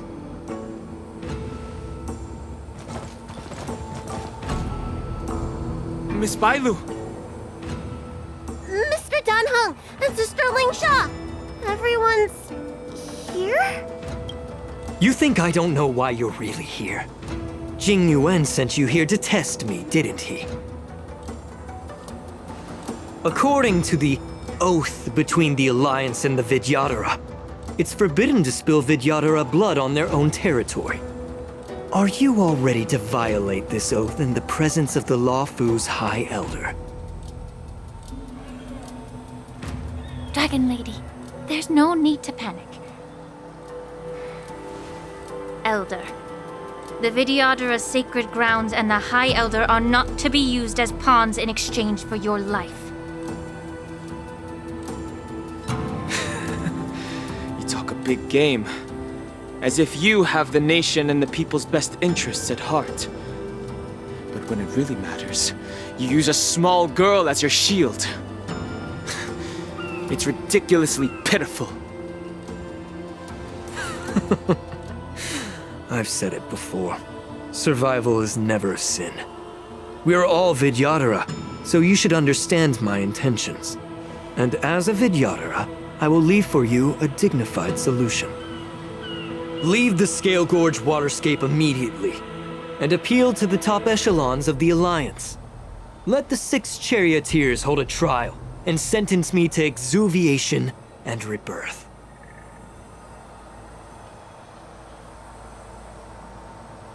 I see right through your plans, Mr. Taoran. Vidyadhara rebirth erases past crimes, but I'm well aware of the Preceptor's dirty tricks during rebirth. You might not be you, but you will still be you. I won't forgive myself for past sins under the pretext of knowing nothing, nor will I allow you to evade accountability. Danheng, I've always disliked your inability to see the bigger picture. Rebirth hasn't changed you one bit. Miss Bailu, as High Elder of the Luofu Vidyadhara, please share your thoughts at this moment. I don't want to stay here. I'm tired of being pushed around. I'm not some puppet to be controlled. Please, take me away with you. I understand. As the oath dictates, members of the Alliance are forbidden from harming Vidyadhara here. But I've long since severed ties with the Alliance. Right now, I'm simply a nameless, free to come and go as I please. The oath of the Xianzhou means nothing to the spear in my hand.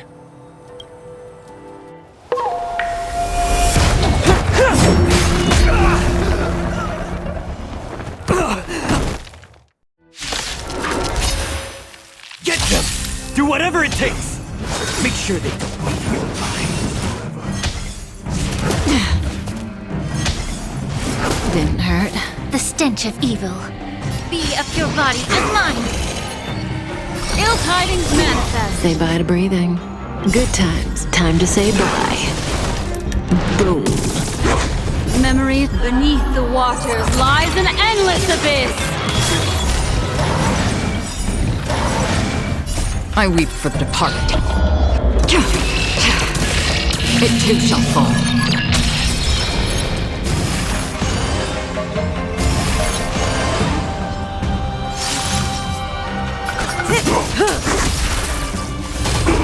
Again.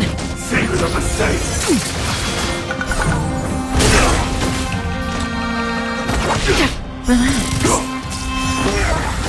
May the foul stench dissipate quickly. Yeah. Immortality.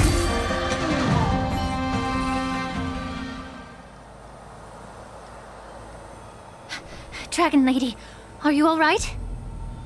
I'm fine. Thank you for rescuing me.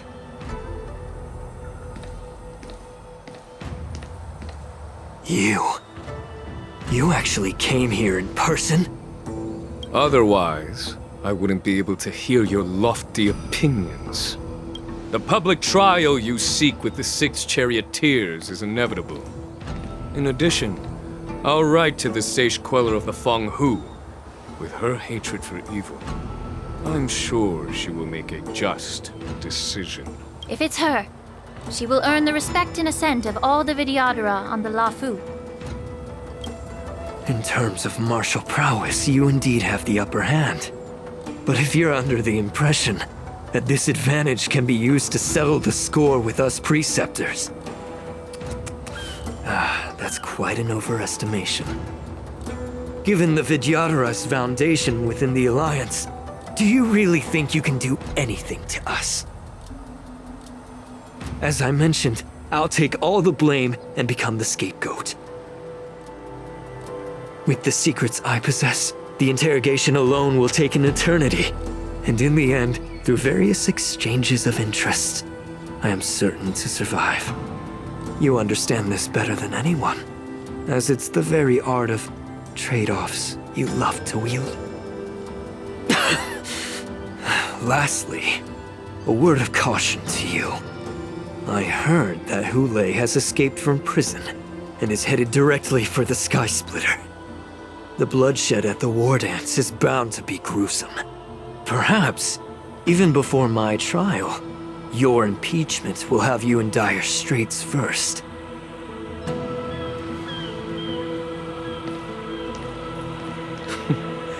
Regrettably, Mr. Taoran, the Sky Splitter only hosted Cloud Knights today. No audience.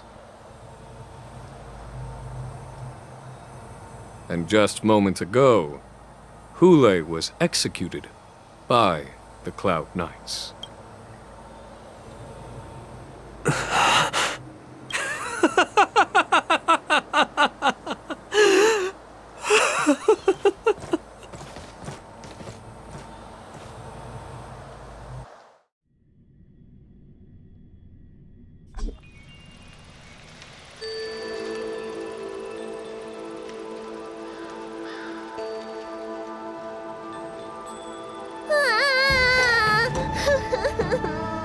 Miss March!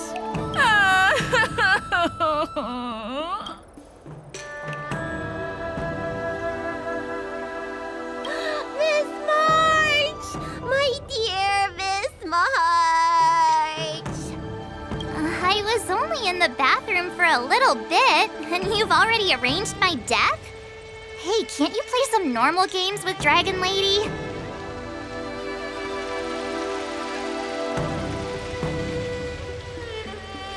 Are you amused?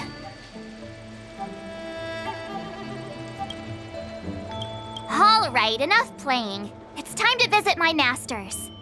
The infirmary is right over there. You can go by yourselves.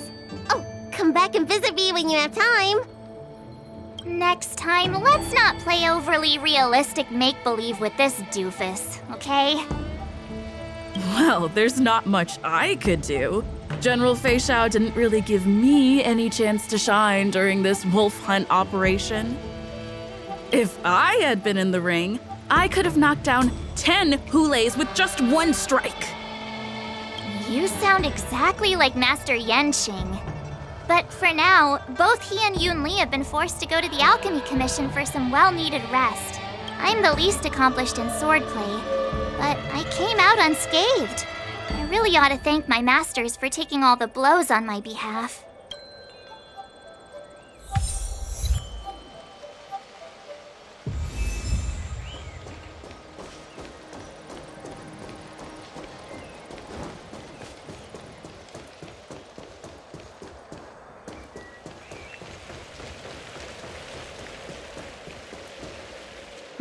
Look who's here. The beloved Trailblazer and the charming March 7th. You came to the Alchemy Commission today. Oh, I get it. You are here with March to visit her masters, aren't you? Exactly. How are my masters doing at the moment? Unfortunately, only one master is here. I'm doing fine. Hey, watch your words! Don't you jinx my master! His injuries weren't that severe. But, well, he'll still need some more time to rest. Considering the intense battle with Hoolay, and then with General Feixiao, the rigorous sparring session with her. His small body couldn't take it anymore. Master Yunli, didn't you also engage in combat? The little babies from the Luofu just don't have the resilience that us kids from the Zhuming have. I heard from Modza about the tough battle against the wolf troopers. You fought alongside Modza. Did you get hurt?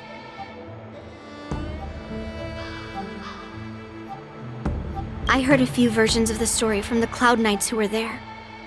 The number of wolf troopers went from a few dozen to thousands. And the number keeps rising. It's becoming more absurd by the minute. Yunli, go and lie down.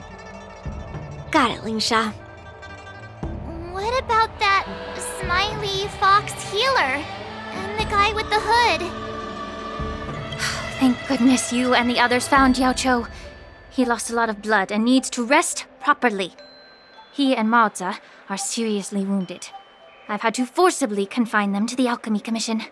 All 3 from the Yaoqing are critically injured. But fortunately, the Xianzhou Laofu has a miraculous healer lady. It's a silver lining in this misfortune.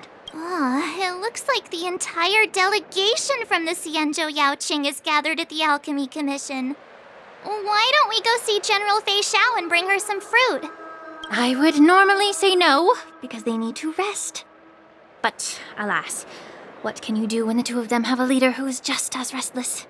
General Feixiao just slipped out of the recovery room. She thinks she's so sneaky, but I know everything that happens in the Alchemy Commission.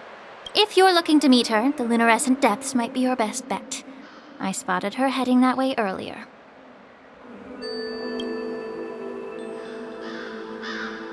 The sound of those footsteps. They must belong to General Feixiao. Out and about, despite the doctor's orders.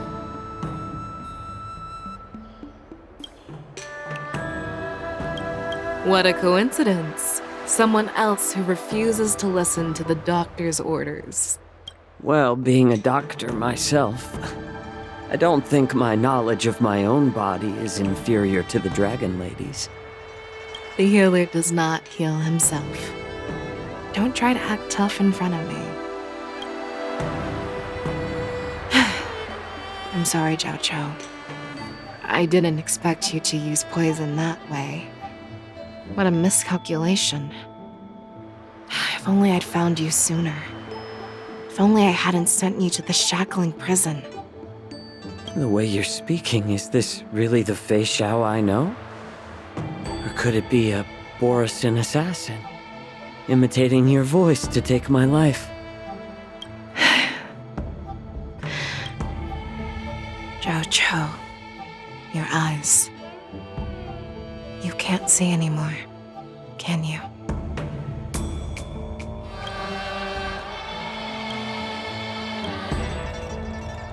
I can still clearly hear the sound of the waves. That's enough for me.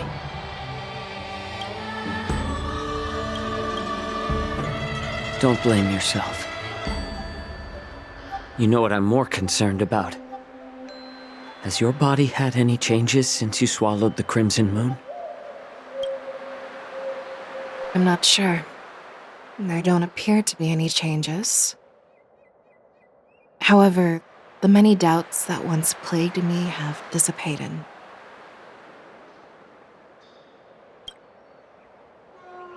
I never thought I'd live to hear you discuss your health again. But thanks to Moza and that child, the price I've paid seems trivial compared to what we've achieved. I hold no grievances, Feixiao. I am content.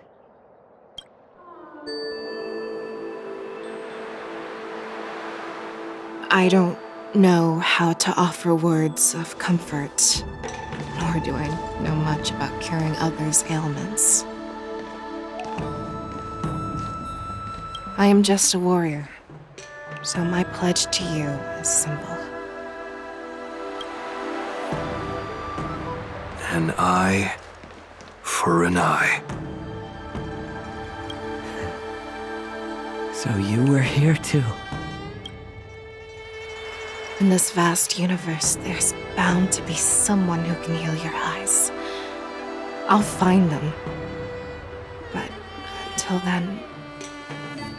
The threat behind all this chaos needs to be dealt with. You must already have some ideas. Let them out. The resurgence of the Sanctus Medicus and the gathering of the borisin are merely distractions orchestrated by an unseen force, meant to divide the Alliance's attention. Unfortunately, they picked the wrong fight this time. Once we return to the Yaoqing, I'll personally lead the Verdant Knights into battle. I vowed to take down a Lord Ravager and teach the Ruined Legion the true meaning of the hunt.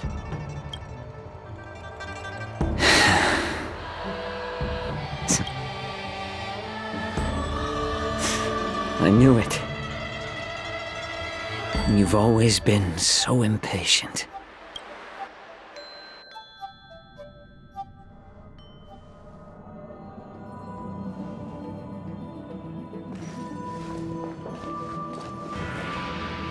I apologize for my tardiness once again.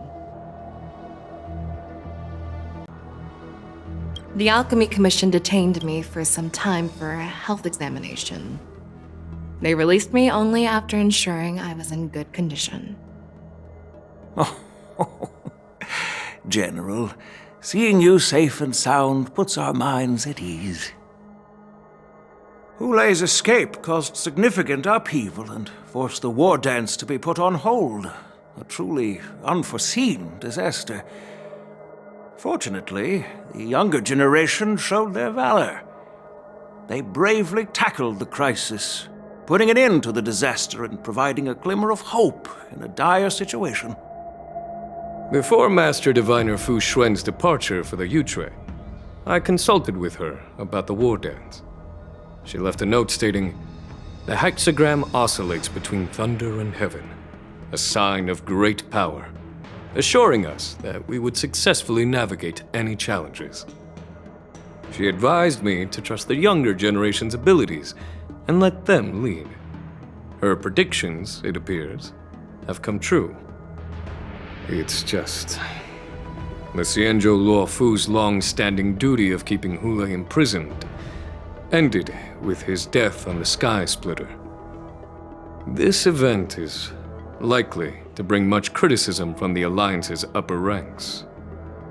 However, Hoolay's demise might actually be a blessing in disguise.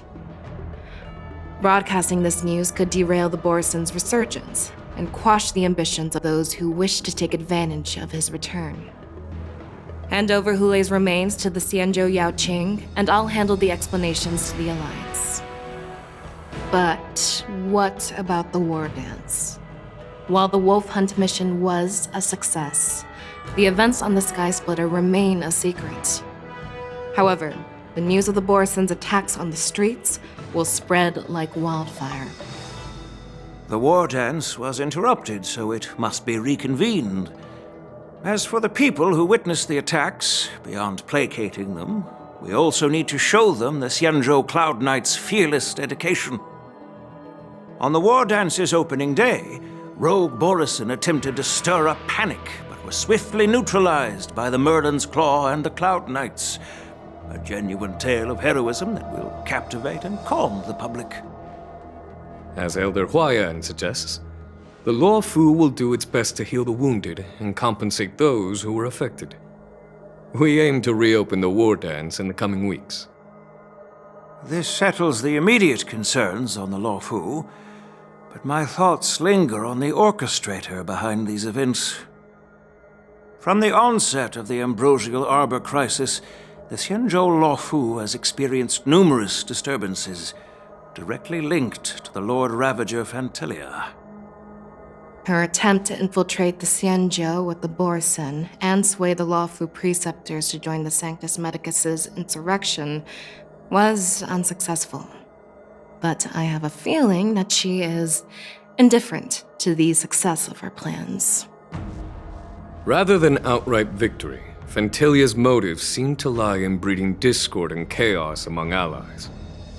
Should the Alliance fail to mend these rifts, it risks disintegrating into a pile of sand. The goal of the Xianzhou Alliance has not changed for thousands of years. Perhaps we should point the weapon in our hand toward this new adversary. I plan to bring this matter before the Marshal following the war dance. With Elder Huayan's insight, one wonders how the Marshal will react. It's clear we're engaged in a game of chess not seen in thousands of Amber eras. A game where even the strategists become pawns in battle, where the stakes are as high as the fates of countless stars in the sky. Predicting the Marshal's decision is beyond me, yet she's well aware of our concerns. She has tasked General Yao Guang with performing extrapolations day and night to gauge the situation comprehensively. We gathered today not just to tackle the Law Fu's predicaments, but also to address a matter requiring our collective presence. Yao Guang has sent a message from the Xianzhou Yuchui, informing us that she wishes to share the results of recent calculations she made within the Matrix. Jingliu, I'd like to borrow the seat of Divine Foresight's chessboard for this purpose.